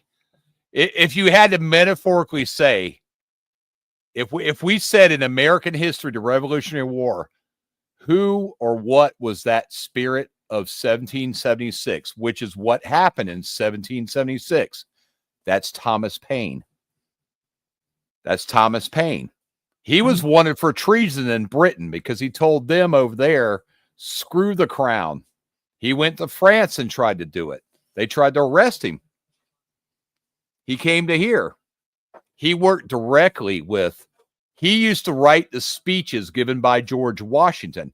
And I'll tell you this much, when the Revolutionary War was announced, Thomas Paine's the one that dictated that speech. And it was taken by horse rider, and it was read at Bowling Green. It doesn't answer the spotter's tip. You have to throw out that spotter's tip to make that work. Yeah, but that's look, Wooly Bully. Yeah, Wooly has nothing to do with Teddy. Woolly Mammoth is a direct connection to FDR. It says right here that he served as the company mascot for Teddy. Oh. It says right here. No, he's not talking about people like in some of these. The Woolly Mammoth had an old rumor that Woolly Mammoth meat was served at a dinner with FDR at the Roosevelt Hotel. Bully is Teddy, because that's a reference to Bully Pulpit. Woolly. Well, it says right here, the Wooly Bullies of Teutonic origin. So are you talking about? Now you see the cannon he's sitting on? That's a monument to a Brooklyn artillery company that did not even fight New York. They went to Washington. And you see, he's on the bird of prey statue in Central Park, the American symbol, the eagle. He's telling us, he's describing an individual. Clearly, this one relates to New York City, does it not? Is there any question about that? So we established that. And this speaks to that whole post I did about Elon Musk. And it was talking about, how we need to look at in solving problems is we boil it down to its most basic things that we know we can rely on. And this is, I would throw this back to what was his name here? Timeless Cyborg. Okay. This is all a big guessing game. But how do we put the odds in our favor? How do we put probabilities in our favor? This story, if you don't think it relates to New York City, given he's showing us 2 photos from New York, one in Central Park, by the way. And by the way, Teddy served as the police chief and That's correct. And also the governor and then the president. But I'm just saying, like right here, he's describing a person. And FDR Think about was this for also a moment. governor, and he was also president too. Well, but he's not in this, Eric. It's Teddy, is what I'm saying. Teddy, right here, Teddy. You're right, but that's not what's in the clues. Teddy's just another clue to New York City, just like FDR is. Well, I don't see FDR in here, but I see Teddy. So let me finish. But right when you get into the nuclear connections of the book, here's a prime example. This happened long after Teddy was dead. They had no idea what splitting the atom was. That's why it's not right. That was FDR. That's why I said that's why it can't be right, because this right here where he's saying into the Teddy. Second part. Teddy. Yeah. He's saying Teddy. Right here. Teddy to New York is like the Fairmont and Ghirardelli Chocolates is in San Francisco. They were an event that happened in the city. If you think Wooly Bully relates to New York, then where was Teddy before he was president? If you think the book mentions that Wooly Bully relates to New York, his history in New York before he became president of the United States, then if you understand who this Wooly Bully, by the way, this is not a people. He's not describing multiple people. Many of the stories, as you well know, describes they. This one doesn't. It describes he. It is a singular person we are talking about. Would you grant me that? Does that make sense? Right? He. There's not tons of Wooly Bullies. There's one. So immigrating from the old world in the company of European diplomats. Who was that? That's a reference to the West India trading companies. Let me just pause you for a moment. Teutonic origin. What is Teutonic? I didn't know what that was. I had to look this up. It's the old Prussian Empire, particularly the German sect of it. You got blustering warrior dwarves that so dear to Wagner. So that's German. So by the way, that's Prussia, Wagner, warrior. Prussia that means included war. Countries such as Lithuania, Germany, Poland, right? So this is telling us, in essence, the Wooly Bully was Prussian. That's exactly what this is telling us. So let's use this clue. Teddy or FDR? FDR, German. Now you got warrior. I'm just... And we got German. No. FDR, World War II against Germany. Manhattan Project, because we tried to develop it before they did, because they had already started before we. That's exactly why German's in there. You go German and Teddy. No. Well, Teddy lived in Germany, in Dresden, for a long time. Well, not a long time, but he studied, learned German, and was schooled there. Lived with a family. So he naturally would have connected. He naturally would have connected with von Briesen, who, by the way, you got to use the clues here. Warrior. By the way, there's no war going on. Warrior is in a war. There's a clue to a war right there. We know the Wooly Bully relates to New York. He's telling us in black and white whoever the Wooly Bully was Prussian. And by the way, he's of German flavor. He's telling us here.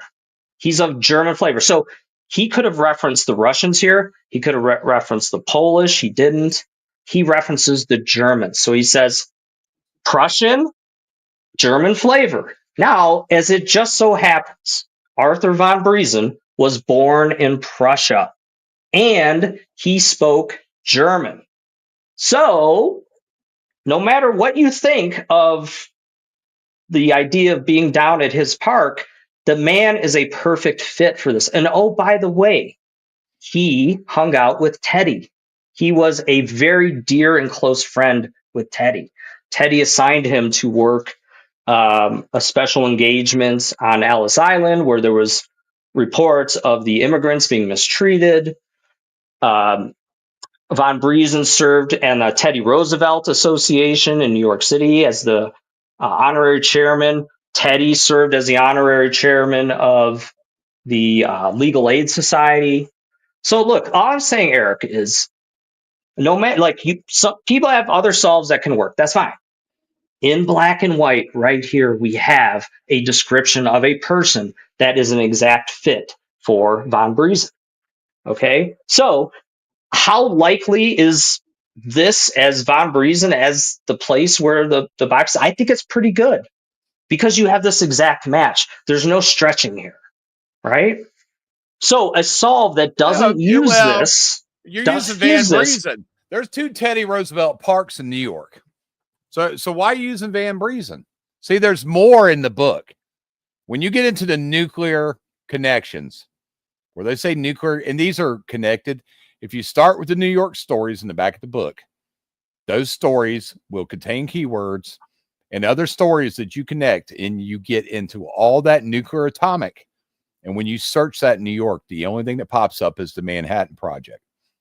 This was started on Broadway. This is also why the New York stories of the book also have all the plays involved in there. And they in the operas, and that's why it also mentions Richard Wagner, because if his Ring or Siegfried or any of those operas had made it over to America, they would be played on Broadway, which is the same street where the Manhattan Project started.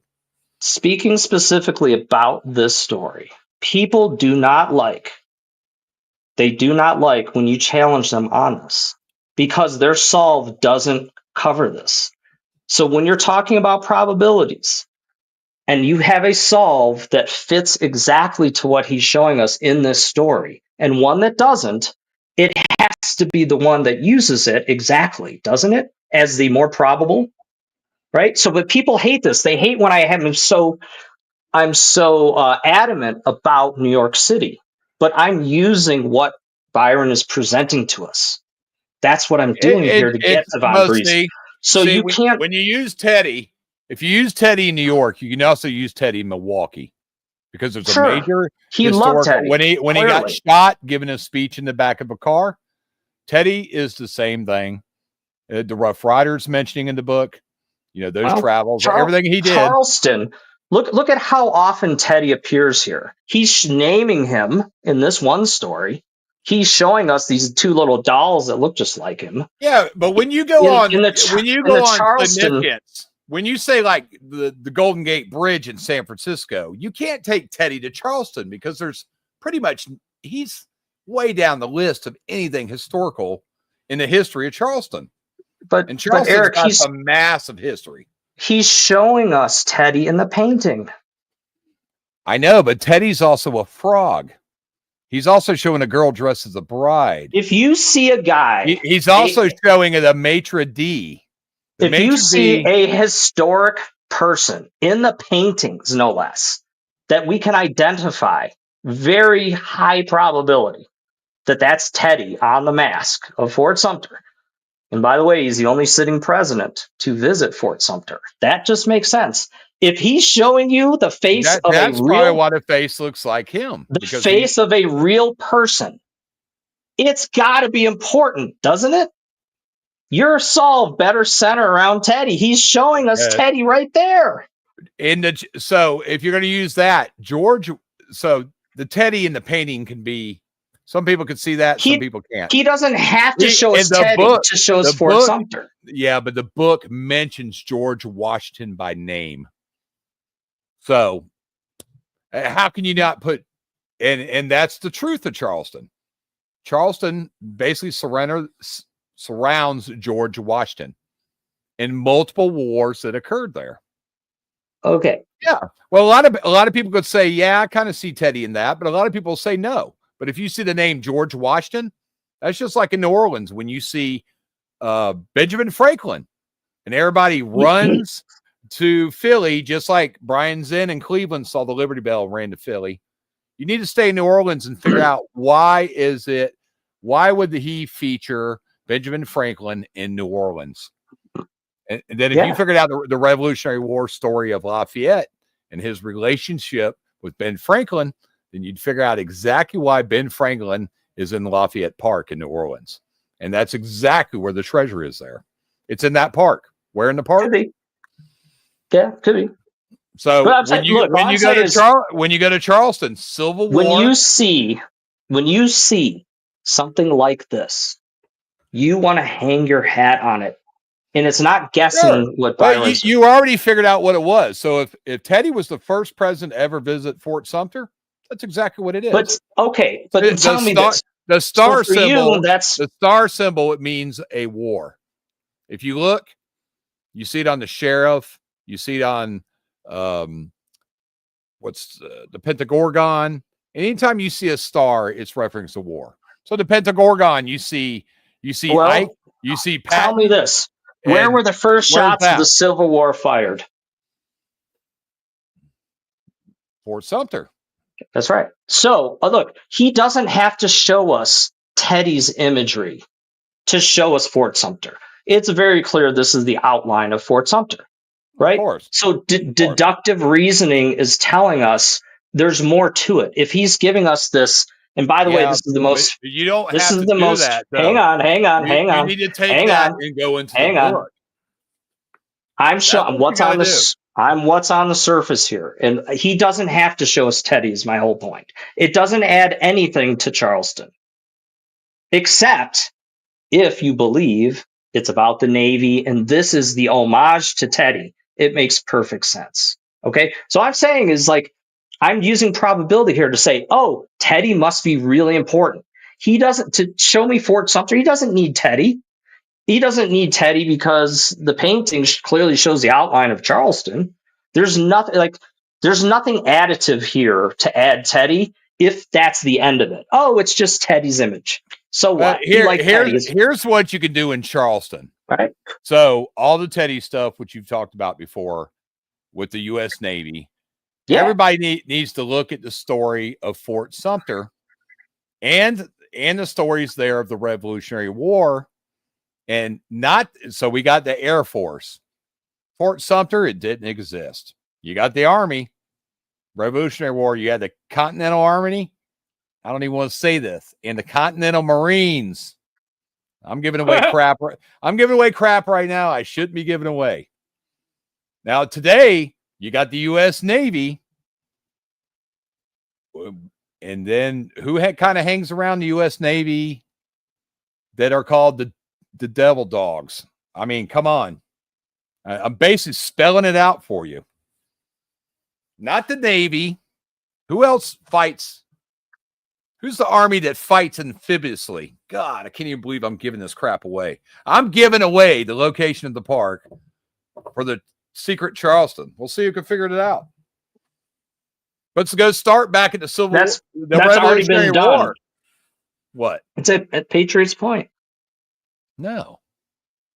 Patriots Point ain't got jack squat to do with the U.S. Marine Corps. I'm not talking about the Navy. You're talking about the Navy. That's why I said earlier, the water is the key. The Navy is all over the painting in Charleston. But who's amphibious? What is the United States Marine Corps or the Devil Dogs, which is stories named after them?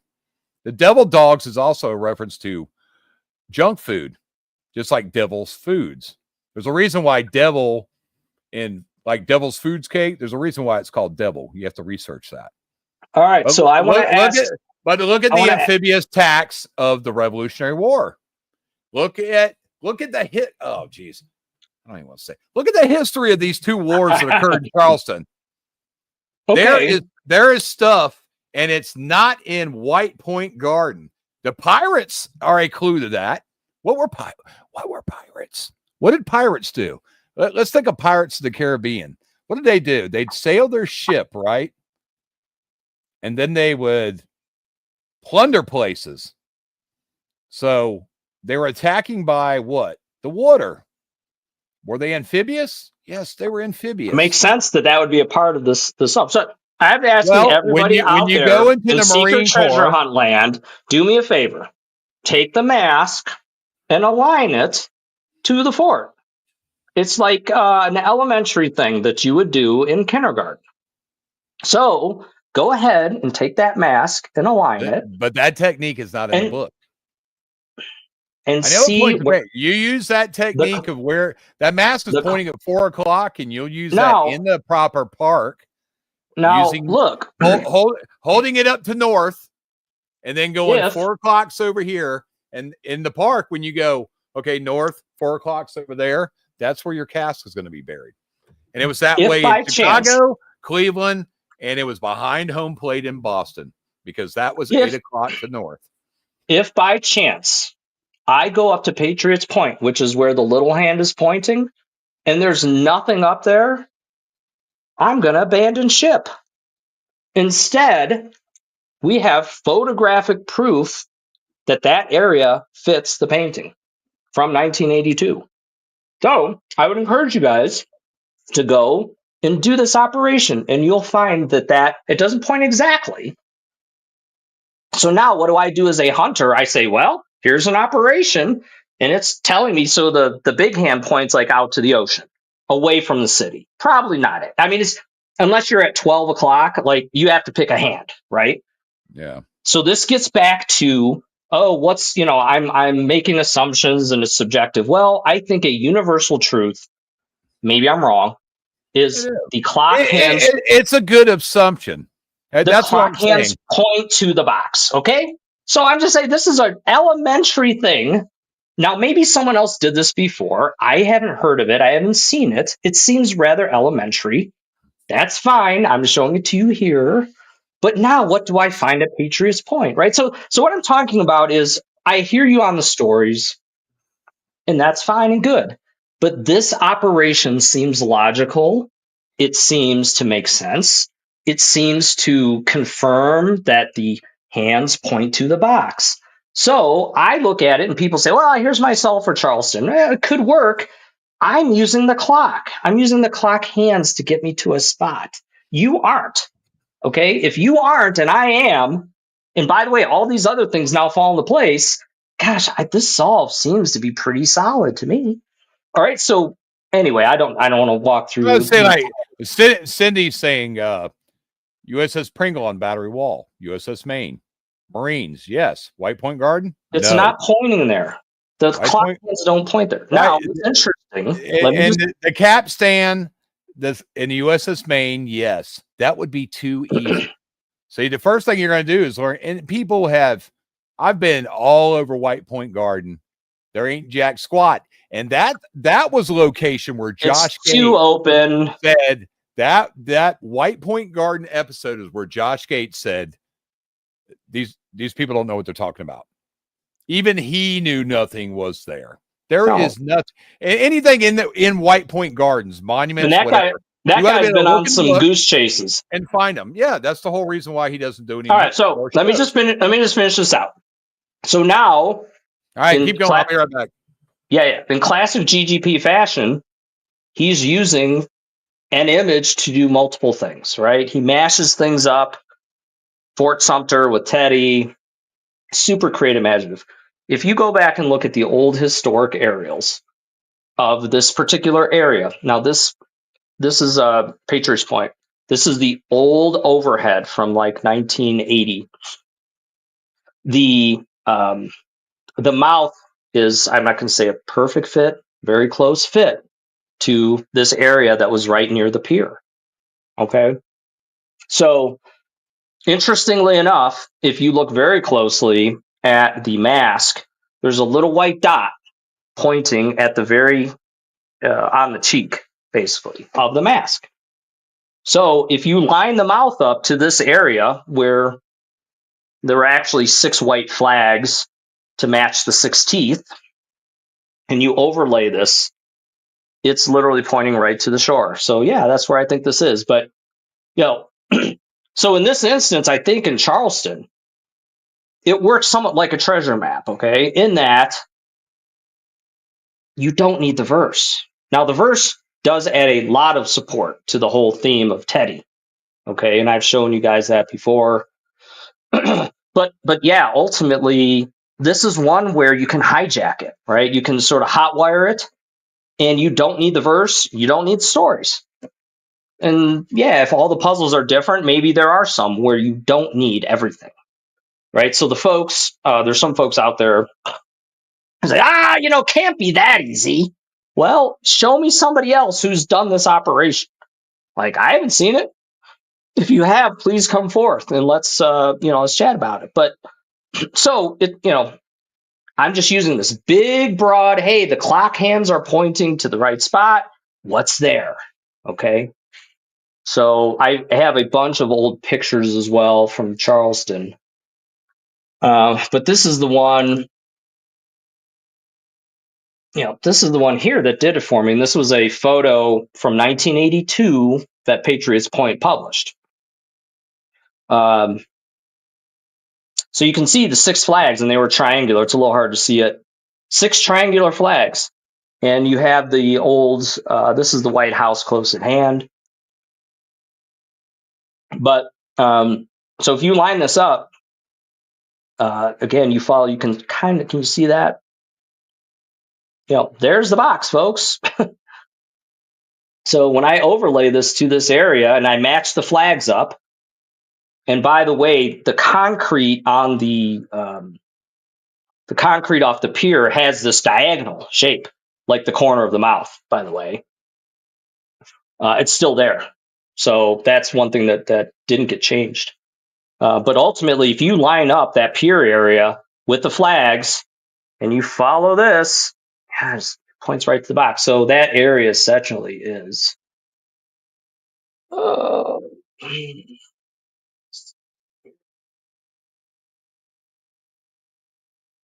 At all these. Like, this was my background. So this was a photo that I found. It's a great one. So this shows, again, the 6 flags over here, and there's your ticket booth. And that's the White House, okay? Now, if this house was black or purple or red, I would say, well, that's not a White House. That doesn't really fit. However, it's white, okay? Now, again, this all ties back in Teddy. But in essence, that puts you like right in this area here, which is now. Someone said earlier that Patriots Point was called something else. Hogs Island. York. Oh, Patriots Point is called York Park. No. Y-O-R-K? No. The Yorktown is there, but it's not called York Park. Oh, he says to us locals. Oh, okay. What year was that carrier? Was that last summer? 1970. Yeah, we went on that was pretty cool. Anybody that's visiting Charleston, you gotta make sure you go. That's a and coolest so exhibits I've ever been on. Yeah, Byron would say that would be a great place to visit. Yeah, I spent a lot of time there. I got to know the people there. I got permission from the Patriots Point Authority to go and dig and poke, and we did a GPR. The problem with this area, just like all these others, it seems, this area in here has changed significantly. So there's a big gift shop, they call it, here where they sell tickets. They've reworked this entire area several times. It's now the Vietnam Memorial. They've had guns in here that they've taken out. They've got a big Huey helicopter sitting here. This one's likely gone. But somebody else in Charleston says we just call it Yorktown. Oh, okay. Got it.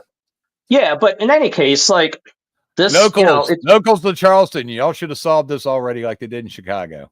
Yeah. Well, look, maybe y'all need to get off y'all's ass. Just take some Mountain Boy. Anyway, so look, this is my thing. Use simple operations or what's there in black and white. And if your solve matches and fits what he's showing us, you're in good shape. The clock hands. How do you orient using the clock hands? Well, gosh, I don't know. Fit it to the shape he's showing us, Fort Sumter, and see where that leads. So this speaks to, having the Laffey was there as well. Yeah, and they took it out and they brought it back because they had to repair it. This is actually, to your little nuke idea. Oh, this is pretty good. Hey, listen to this. So Way 1983 says USS Laffey is there as well, and it's named after Bartlett Laffey. Bartlett is a type of pear, like in the painting. Okay, and you had the Perriman Bridge, that was over here, but this was the first nuclear-powered U.S. vessel. This is the NS Savannah, and so there's a few people that believe this puzzle is Savannah, Georgia. I don't know why, but just to add that. Oh, nope. So this is a simple operation, folks, to take the mask and line it to try to get orientation on the general location. It's not pointing to WPG. And by the way, WPG floods like every second Tuesday of the month or something. I mean, very regularly it floods in the battery, especially when there's big storms. Byron would have known this. So, and that I did a whole video on why not WPG. And of course, it ruffled all kinds of feathers. It's part of it. At the very essence, the clock hands don't point there. So how are you going to overcome that? I'm in an area that speaks to the Navy. There's clues. Speaks to Teddy. There are clues to Hampton Park.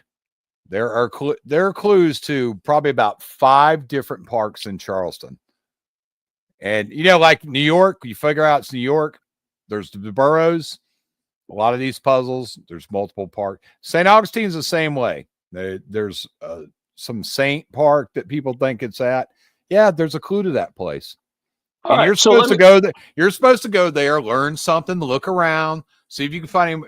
But the thing is, when you go into these parks, there's going to be other monuments in this park. JJP hints to this, and you need to look around and go, hey, is this guy in the park? Look anywhere in the back of the book, figure out who he is first. If he's British, then you're going to be looking into British stories and look about anything about him, like say he's a sculptor or he's a teacher or whatever the hell he is. See if you can find something associated in the book, and then scan to that story and you see if you can find one keyword that leads back to that person or that monument, something like USS Maine capstan, something like that. You'll see at White Point, there's the capstan, USS Maine. Yeah, it's in the book. Is anything else there? No. There's absolutely nothing else there. And there's not a whole bunch of monuments there to actually try to find in the book. Guess who rebuilt the Navy on the back of the USS Maine sinking? Who?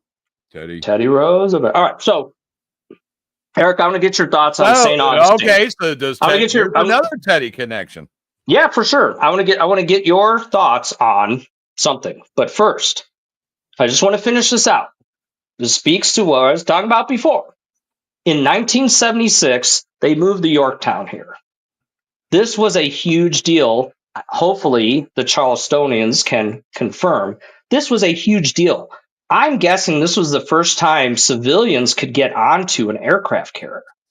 Okay, so this was a big deal in 1976. Byron put the box, I think, here in 1980 or 81, somewhere like 79, 80, somewhere, right? This was still a big deal then. And it was becoming a bigger deal. So not only did they have the Yorktown, they brought the Laffey in. Again, from this photo, you can tell they have the Laffey and they have the NS Savannah. Yeah. What was the other? There was a submarine on the other side. But so just this. Okay. So I'm in Charleston. He wants to cover Charleston. He wants to get the African. And by the way, Teddy is highly tied to Africa. He was called the Old Lion. Is there a lion in this anywhere? I'll let you decide. Okay. In any case, so this as a feature of Charleston, given Byron loves the military, he loves ships. Ships show up in San Francisco, in Boston. He's referencing those. He loves military people, clearly. He loved Teddy. Okay, so I'm saying is like, would Patriots Point appeal to Byron? You better believe it. But this was, in my opinion, certainly there's all this history of Charleston that would have been interesting to people. This was like in your face, as big as it gets, interesting. People wanted to see this. So in 1980, 4 short years after this thing shows up, would this be fitting with this idea that, hey, there's this really cool thing that people are going to want to go to or be near, just like the Wright Brothers Memorial? This is the same thing. There's all this stuff going on downtown. It's historic. And by the way, is that when that was placed there? 80? No, 76. Oh, 76. Okay. Now it was 76, but the other boats came shortly thereafter as they started to build this out. With that timeline of American history, there's like you talked about the Golden Gate in San Francisco, there's way too much war historical significance in Charleston to use that. Choose what? That's my opinion, and that's not in the book at all. I've never found that in the book. That's one of the first places I looked at when I just strolled around Charleston. I was like, I'm just saying this cool. Now it just blends in and people don't think about it. Back then, I think it was a much bigger deal. But in any case, Wood Byron, the guy that we know, likes the military, likes ships, likes cool, interesting places. This fits that concept, is all I'm saying. Does that automatically make it? Does that automatically make it the spot? No, but by the way, the clock hands also point here. So when you start to add it up, it just adds up. Is it right? I don't know. I've gone there and looked. I couldn't find it. Based on what I know, is military of watercraft, Navy, Marines. Is that part of the story? Yes, it is. Is that in the Revolutionary War? Yes, it is. Is that in the Civil War, Battle of Fort Sumter? Yes, it is. That's why the devil dogs are mentioned. That and that whole aspect, but it's that whole history. Teddy in the Navy, sure, that's going to be part of it. USS Maine, right, sir. that was a naval ship. But this is the overhead of Augustine. Can we switch to that one?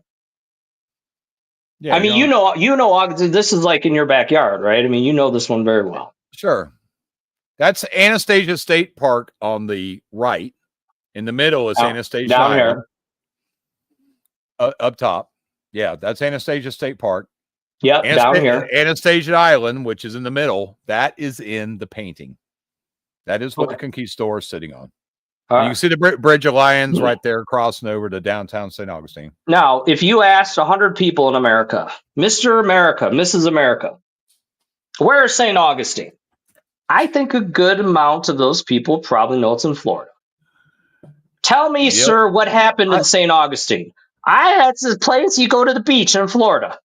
Most people I don't think are going to know the real history of this in terms of like this whole idea, right? This is like St. Augustine, sleepy little St. Augustine versus San Francisco. Totally different cities. Completely different. I had a guy with my job on a private ride. He had never even heard of St. Augustine. My point. The people in the car go, "What? You've never heard of St. Augustine?" He's like, "No, what's that?" What are the top 10 places you must see in St. Augustine? Bob's Diner, serves a really good, omelet in the morning. Oh, God. It's just not at the same level. So you can't apply that concept they talked about in San Francisco to St. Augustine. Yeah. However, the history in St. Augustine trumps every other bit of history in this country. But so let's think about this. Because it's Spanish, it's been pushed to the side. We're going back to the Lost Colony. FDR went to visit that in its opening in 1937. And he told everybody, you need to come see this because he said, this is the founding of our country. Yeah. So he totally dismissed the Spanish in St. Augustine by saying that, even though they were already here first. But this is what some people do, So you have very intimate knowledge of this city, right? I do. And that's good, and it can be bad too, because it might lead you to be biased in a way that you're not as objective. Maybe. Okay, but look, all I'm This is the saying first is, puzzle that I determined a dig spot for. where do you have to go in St. Augustine, in your opinion? Where, if you did, I got someone flying in and they say, "Hey, Eric, what do I do? I'm going to St. Augustine. What do I do?" Tourist wise, of course, you got to go to the fort. The Fountain of Youth is a lot more Castillo de historical San now. Marcos. Yeah. Okay, so let's just pause or there. Fort Marion. Just pause there for a second. Is that something that Byron, as you have come to know the man through the books and research, is that a place that he would want people to go and experience and see? Yeah, of course. You can't, without the fort, you can't even tell the Spanish What do you story think what do you think the odds are that he excludes the fort? It's in the painting. It's in the painting. It's covered up, but it's right. It's historic. I think someone today on the page was talking about why the floor was covered up in Montreal, and I think the fort was covered up for the same reason. It's just too obvious. 100%. 100%. Okay, so I'm just saying, like, you've got 100 chips to put on the table, and I put a bet in front of you. He includes the Castillo de San Marcos somehow in the solve, or he doesn't. Where are you laying your chips, and how many? The fort's in the Spanish history, but it's not a place you could probe or dig. Somebody got arrested 2 years ago out there. Okay, but what I'm saying is he involves the Castillo somehow in the solve. That's what I'm saying. Not that it's buried there, but that he passes by it. Yeah, the fort is going to connect. Like the book states. The French ferry was there, and then the conquistadors' weapons clashing scared them away, so they left. They scared them away, but we know the Spanish, British, French history. This is going way back to the early days when basically it was the Dutch, it was the Spanish, the British, the French, and whoever else had an armada fleet and was running around trying to conquer everything. Yeah. I mean, you tell me. Even Mendez leaving the city and it got sacked and then they left and then he came back. It's like the fort out there never fell. And it was the first military structure. Everything in St. Augustine is first. Not only is it really okay, so you got chips to lay. You got 100 chips. How much are you laying on he includes it, and how much are you going to lay on he doesn't include it? Well, if you didn't know anything about St. Augustine and you got reading, and of course you'd come across the fort. He's got to include it, but I think that's the reason he hit it, because it was the first one. That fort was the first one. It never fell. It's got major historical significance, even to war. I've got 100 chips. I'm putting them all on. He's including it somehow. Sure. It's in the area. There's no way you're going to miss it. There's no way. It tells the story. Actually, if you look in the top corner of that photograph, the top left corner, you can actually see it. I mean, that's right. Like a sore thumb. That's right. Okay. And Anastasia Island right here, where you see all the houses, that's where Oglethorpe set up all his British troops, and they were firing volleys over. That's a funny story. Cannonballs are hitting the side of the fort, and the guys are going out there and they're repairing it after it gets hit by. But the cannonballs were just the coquina, which is just a mix of coquina shells, which you could find all over the beach here. If you dig down deep enough. The cannonballs were just putting dents in it and bouncing off. It's like they could. And then Fort Marion later, when it was taken over by America, and the Spanish were out of there.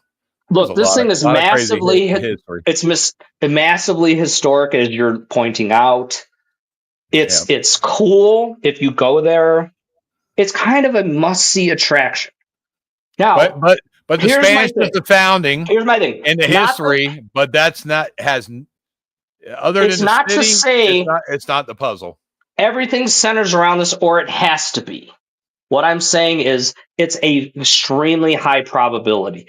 It tells the story of St. Augustine, doesn't it? Why is he even in St. Augustine? because there's some guy who's good at doing transmission repair and he wants to highlight this guy. And no, this is the story of St. Augustine. So it's very likely, extremely likely, in my opinion. And I'm like 100% that he includes it, right? So now if I'm somewhere nowhere near this, I would tell you I must have a lower probability solve because this talks to specifically St. Augustine. So this helps me now formulate. Do I know for sure? No, but I'm placing bets, man. I'm handicapping horses here, is what I'm saying. Okay, so what's the next item up for bid, sir? Like, where's the next interesting place in St. Augustine? Where there's history and cool stuff where people want to go. Downtown? Yeah, the governor's house. Okay. The Plaza de la Constitucion. Which there's is? There's a lot of history there. Right across the bridge. Yeah, it's right here. Yeah. Right there. Okay. There used to be a jail there. There was three men were jailed there that became president of the United States in the future. And if you go back, like behind the governor's house, this is cool history of St. Augustine. That was the back western edge of St. Augustine way back in the day. Everything behind there was just a swamp in the early days. And Anastasia Island that you see there on the right, that was all just sand dunes. Okay. Downtown St. Augustine was not big back in the day. Now look, let's face it. Is there, and I know you like the park as the place. Yeah. I'm just saying, like, that is the place. It's very, according to the book. It's very open. There's people there all the time. It doesn't have any cover whatsoever. It's not a great place that he would, in my opinion, for that. Yeah, the first clues, once you learn the history there, the thing is you got to get away from the Spanish. This is one of the more difficult. It's puzzle 9. It's on a scale of 1 to 10. This thing's like a 9. I'd even call it a 10. Okay. So can anyone argue against Anastasia as being a place that people would want to go when they're in St. Augustine? No, there's Anastasia Island really has, it's residential. The strip you see across the Bridge of Lions, it's a bunch of hotels, bars, restaurants. Yeah. There really ain't nothing. The alligator farms south of there, everything is across the bridge historically from the Spanish days. So you've got the amphitheater. That's huge, right? That thing's been around a long time. It's hosts these famous concerts there. Right? It just got redone. They tore it down and redid it. It was originally the St. Augustine Amphitheater used to be like an opera house, like back in the 1920s. It burned down. That property sat empty until they rebuilt it for the Cross and Sword play that premiered in 1965 for the 400th anniversary that Paul Green wrote, just like he wrote the Lost Colony play. That's how the German connects these two puzzles. And it premiered in 1965. Ticket purchasing kind of dropped off in the 80s, and then eventually it shut down. And it sat dormant for a while. It had a nice little park next to it you can walk through where a lot of people... the other page was always pushing that spot, but this was a park that had no statues. It had a little...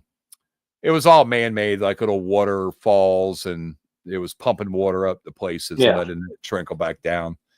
And you go in there, and the place looked like a bombing range of all the people that had dug holes and not put the dirt back. They dug by every damn rock, by the water wheel that was in there.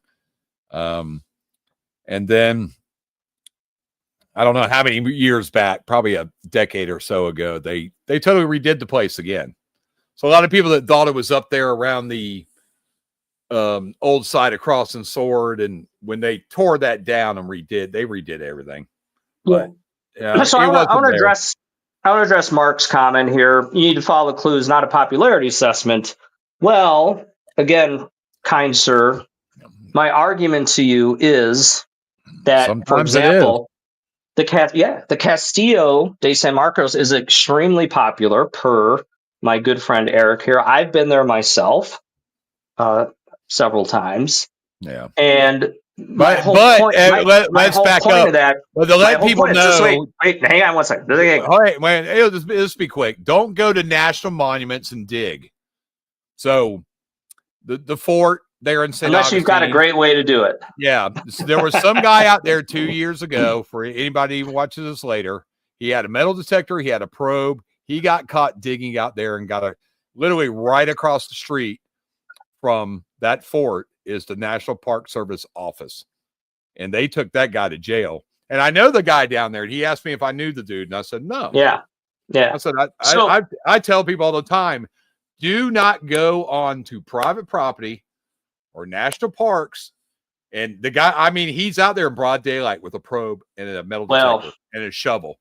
Yeah, you're going to go to jail and you're going to get big ass charges on you. It all depends, I think. But okay, and Byron did not go out to places like this and bury stuff. He didn't do anything illegal. Byron's not that kind of person. It's nothing you're going to have to break into.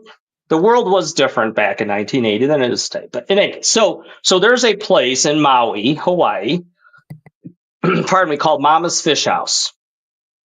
I think this is like one of the top, 10 restaurants in the world to go to. And we have sort of happened upon it. It's like 6 months that you need reservations. It's right on the ocean. Some of you might know this. This food is ridiculously expensive.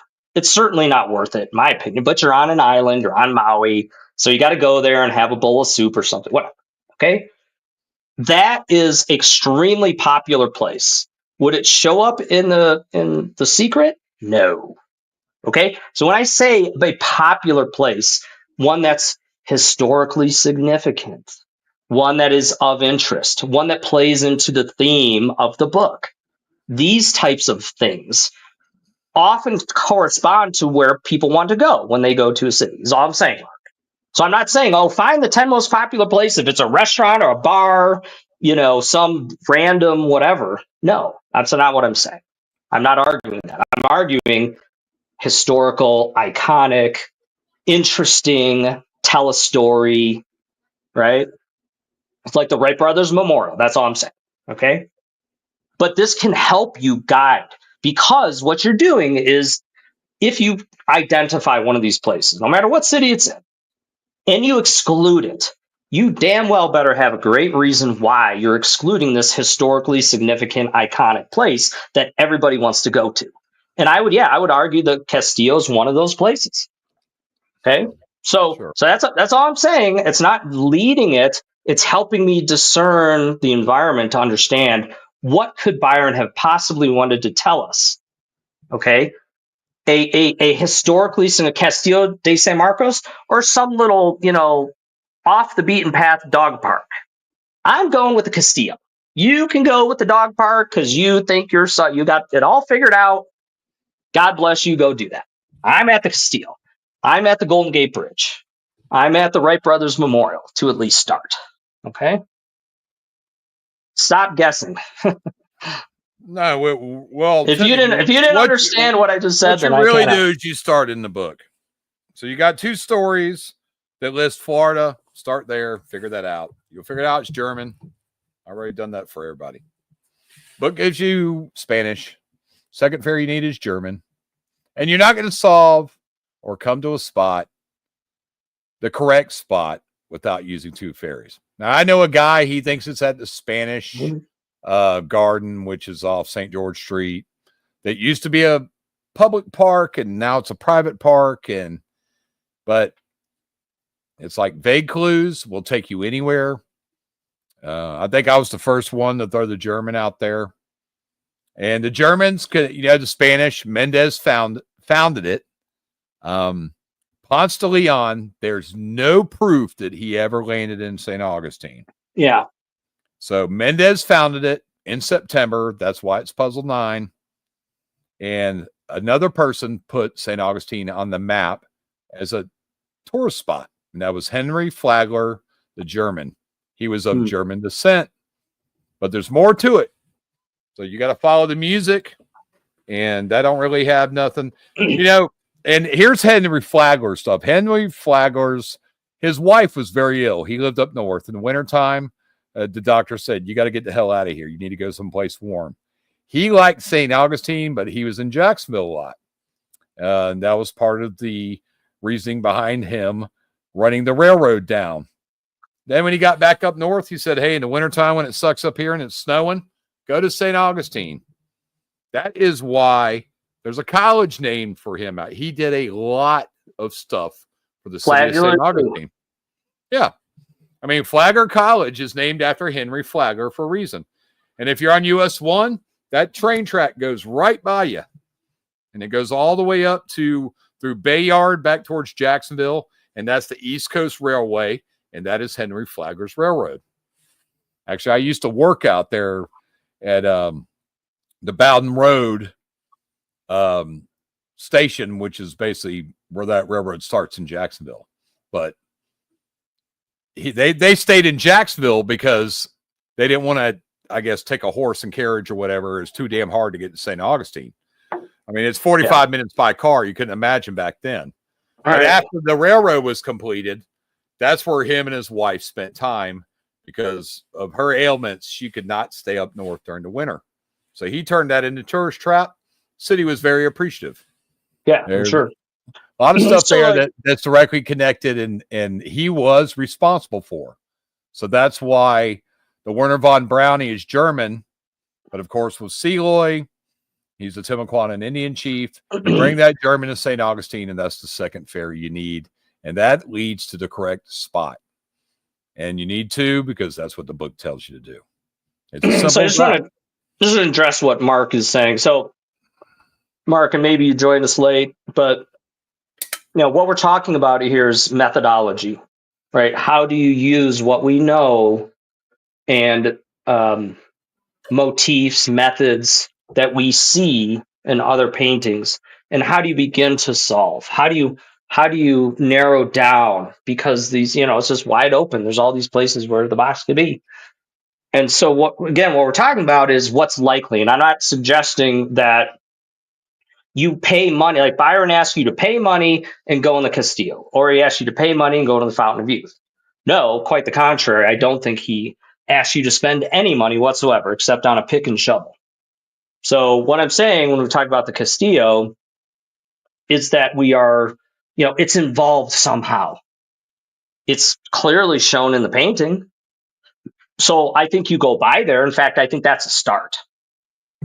If you use, again, you guys know I've spouted off about this bunch, that, I think this is one of those where you don't need a bunch of details. You say there's 100 clues. Like, what if I can get there with one? You would say, I think Mark would argue, well, that can't be right then, because you're not using all these other clues. And I just showed you in Charleston how the painting alone could get you to the right spot, at least what I think is the right spot. So it's why pigeonhole yourself into saying, I need to understand, all 100 clues or 200 or 1,000 clues in order to be able to get to the right spot. I don't think so. I do think that these, yes, the puzzles, no, the puzzles can be hot wired. They can be hot wired. The book tells you that when you start looking, it gives you Mount Mordor, which is a token of Lord of the Rings reference. It gives you Richard Wagner. It gives you Paul Green, the opera. You got to chase that. How is that relevant in St. Augustine, and who is it relevant to? And what you're looking for is another famous German. And Mark on the comments knows exactly who I'm talking about. And he's got a direct connection to Flagler and his college as well. And the 1965 400th anniversary. And he's got something in common with Paul Green. These are the clues you have to follow in the book. So when the verse says green picket fence. That's Paul Green and the green picket fence history. I grew up Jacksonville Beach, 45 minutes away. At one time, and I've said this on multiple podcasts, it was a thing in St. Augustine. Everybody had green picket fences. So when it tells you behind the green picket fence, it's not the dig spot. But there's one place widely known. There's one place widely known for the green picket fence. The alligator farm still has their green picket fence up. It's just big enough to hold Keaton Collins. It's the amphitheater. The idea of the verse is it says behind green picket fences. If you're not in St. Augustine, you're not behind any of them. They were everywhere. That's a clue that even if you use that for a dig clue, it'd be ridiculous. That's like base of a tall tree. This is Florida. Yeah. So that's like sending somebody, it's in the Amazon. Where? At the base of a tall tree. There's 500 million trees in the Amazon. It's not that kind of tree. That's the secret. It's not that kind of tree. So the only thing I'd throw out on this one is, that flag. It's sitting right up in the middle. It's so prominent. It's not organic. It has these hard edges to it. I mean, it's organic in some spots, but then it's got these hard edges. People say, "Oh, this matches the river." Rivers don't have hard edges, unless they're like a canal. I mean, you're using the old version. That's not the cover up version, but why is it a flag? Okay, flag. There's your first clue. Why is it different colors? There's your second clue. I mean, that's a good question. But I'm saying is like it's on a staff. The musical. If you overlay this flag right in JJP fashion, that's part of it. It's never one thing. Okay, so that's another. So this whole guessing idea, and you don't know what he was thinking. Okay, JJP uses mashups. He's the mashup master, is he not? He takes multiple images like the Teddy Fort Sumter. He mashes things up before that was a thing. Now we can do it on computers like really fast. And it's really cool. Okay. But he uses multiple meanings and images and he smashes it into one. So if you think that this is just a conquistador holding a flag, I promise you're wrong. Okay. I'm going on a limb and say you're wrong. Okay. So what is this thing besides a flag? What does it represent? And this is where you have to be curious on these. In my opinion, this really matches the road into Anastasia. There are more than a few clues in the verse that take you into Anastasia. That is one of the cool places that people would want to go that has a history, as Eric, you've laid out. So that sort of adds up to me. So in my opinion, it's like, well, where's it going to be if the flag is kind of, and by the way, there's no clock in this one. Hang on a second. So way 1983 says, what is the tall tree? I will tell you, look in the imagery, the illustration by John Pyrad in the Jack Lectern. There are two trees in that illustration. That's all I'm going to tell anybody. Well, I take him at his word. There's a microphone. There's a microphone in there that's invented by a German. There's a Christmas tree, which is a Tannenbaum Christmas tree, which unfortunately I still have mine up. It comes from Germany. And in that illustration, there's one more tree in there. So look, I'll let everybody figure that out on their own. Why overthink it? If he tells us it's a tree until further notice. Okay, so Mark, this is one of the clues is the sign that's talks about the quarries. That's there. That right there. So in the Spanish history, that's how they made bricks. You go to Governor's House, you could see that anywhere there's a wall, Old St. Augustine, it's all over the wall. That's how they built buildings, and also the fort. Is that part of the Spanish? Yeah. That's how that's like if in Milwaukee, which is this month, Cream City is what Milwaukee's called because of the bricks that they made locally. They were a cream color. That also has something to do with the Wonderstone. So, Mark, the other thing that leads you there, or is the parking lot is referenced in the verse. So you've got sea urchin, sand dollar, queen conch.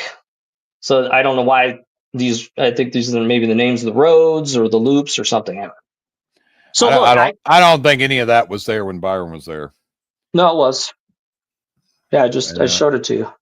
That's where people just like park their RVs and all that kind of stuff. Was it really?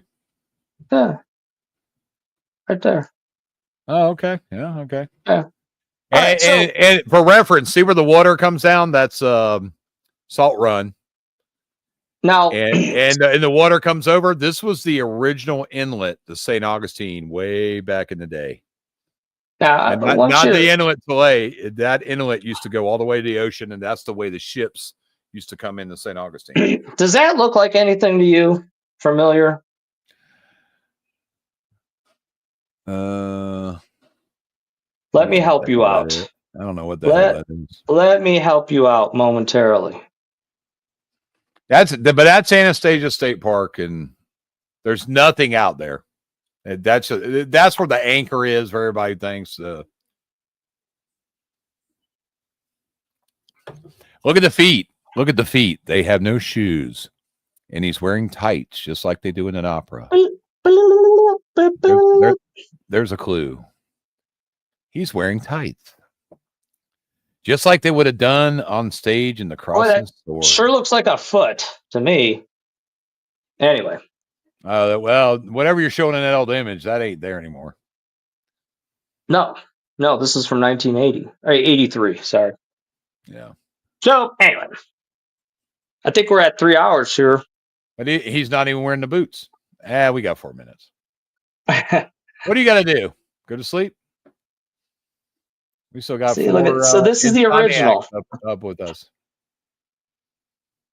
Look at that. So again, let's talk about this. And you mentioned it, Eric, and you're right. Some people say, blah, blah, blah, blah, about this cover-up. So JJP puts these paintings together. Byron says, blah, blah, blah. And he's got the finished product. And they're putting it into the book. And they're flipping the book open for the first time. Right? Mm-hmm. It's a manuscript. It's a pre-run of the book. And they're looking at this, and they're sitting around the table. And what do? They look at some of these paintings in the book, and they say, too obvious. Why else would they go over JJP's head? You got to think about this. This guy he put his heart and soul into these. These are beautiful paintings.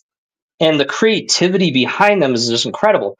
To go over the artist was I think, a big deal. You're basically telling him, like, hey, you got something wrong. And the guy's done 12 of these things, put his heart and soul into them. So, again, you just think, like, what would cause them to do that?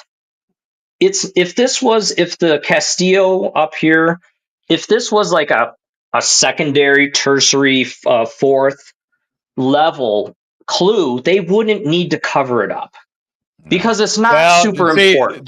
This is how it was done before the fort was. And we know who got access to this crap. This is shit right here that should have never been released. Nobody should have ever seen this, and outside the original one that's in the book. This is my point, is this image of the Castillo, which it clearly is. Yeah. If you want to argue that purple thing is not the Castillo, I'm sorry. I'm going to tap out. I'm not going to engage you in that. But here's my thing. Historically significant because that was the first one built. That was the first. Yes, which is what we were talking about. It's exactly, Eric, what we were talking about. And I think that's why he covered it up, because you would take all that Spanish history of the coastlines and interior North America, and you would jump right to St. Augustine because of the fort symbol. That's why I think it was covered up. So that tells you something. It's very instructive when you really think about why would they do that. You have to be curious on this stuff. If it's a secondary or non-important clue, they wouldn't need to cover it up, folks. They have to cover it up because it gives too much away. Otherwise, they can just let it go. Oh, well, it's not super important to the solve. So, we don't care that people identify that as Castillo. That's fine. Right? But they do cover it up. So it had to be important to the solve. That's what I'm saying. So I'm inferring that based on just logical reasoning around why they covered it up. The Yes. same thing, right? And you know what? Yeah, Mark just said that's also because I was a member of the Florida National Guard. That fort symbol is the logo of the Florida National Guard. That's the patch you actually wear on your shoulder. And the headquarters are right there in St. Augustine too. So what did they cover? Again, I'm not an expert at all in Montreal. What did they cover up in Montreal? The fleur. But people wonder why they covered it up, and I was like, well, because Montreal uses a lot of sports references, so the fleur it's the same symbol that the New Orleans Saints football team uses. So when they're talking about football, and you connected Naismith the football with the creation of the helmet and his time at Montreal at McGill, I think it might have confused people and going, oh, I need to go to New Orleans because this is if you figured out sports. You say that's the New Orleans Saints logo. So he completely covered it up. But that's also another painting where I don't know how someone got that from JJP or if he let somebody take a photo, but he should have never done that. It was covered up for a reason because in that sense, it would make sense in Montreal because you go, listen, if they follow the sports clues of the book, the team spirits, this painting they'll try to use in New Orleans, Louisiana, because the Saints are there. Oh, okay. So we need to cover that crap up. So Eric, what are they? Is this covered up? Is this it right here? Exactly. It's covered up. Yeah. This is okay. Yep. Yeah. So he put some kind of blocks around it, and I think it's one of the imagery of one of the buildings from the Expo 67. Okay, so this is the original. This is not covered up. But this symbol is. Yeah, that's in not the book. That was covered up before it was printed in the book. Okay, so I want to just point out something here. This index finger is pointing very clearly to this thing. It would appear there's nothing else over here. So it's not, I'm assuming the box is somewhere in relation to this. Now it probably isn't just what do they call this thing? The leg eater. The leg eater. It's probably not just the leg eater. This is probably some overhead map or something. Yeah, right. Yeah. It's probably right. I don't know. That leg eater is in Montreal. It's pointing right to this somewhere. So where is the gem in this, and where is this area where JJP has seen the leg eater, and he's seen a geography that matches it, But look at this index finger as well, is also pointing somewhere. If I follow this finger, it's pointing up like over here, I think, right? Through here. His fingers are crossing, making a 10. You better have a solve in Montreal that identifies these areas very clearly, and the fingers point to them. That's all I'm saying. There's no clock in this one. It's pretty simple. But the fingers are pointing. There's no clock. There's no coordinate. It's not just somebody doing this with their hands, okay? It's not. Right? So if you can find the map, French clue of the checkerboard. And the checkerboard, the parquet flooring also has to do with sports. That's like a basketball court, all that kind of stuff. Okay. Right. So anyways, I'm giving you here's I think good methodology. How do you get to Montreal? Look at the geometric shapes. What you'll find out in the book, there's a whole bunch of words and imagery to construction. This is going back to Buckmeister Fuller. See the building blocks, I'll take your word for it. Well, listen, buddy, I got a buggy. I think we covered a lot of ground. You ain't leaving without me. I ain't gonna sit there and talk about myself. We appreciate everybody watching. There's a lot I could talk about Milwaukee, but that's someone else that was in the comments. That is their solve, and I am not going to go into that. But not Lakeshore Park. It's in Lakeshore Park, but Lakeshore Park is huge. So okay, that's yeah. I'm in Lakeshore Park, and they're in Lakeshore Park. It's just okay. If you're not using the ferry, you're in the wrong place, and the lighthouse is just part of it. It's part of the walking path and all this. Yeah, just don't take off. Just let me end it. But we didn't have Douglas. He was having some internet issues, and Marcy, you didn't show up, even though I sent you the link. I told you she wouldn't. We'll have to call and chew her out. But we're probably just going to do one podcast this month, maybe two. But this is what we're going to do. Is we're going to sit around. We'll talk briefly about whatever month it is, and then we're just going to jump around. We're going to talk about everything to keep it interesting. And Eric, that's Mark, and you guys have a great night, and we'll see you next time. See you next time. Bye-bye.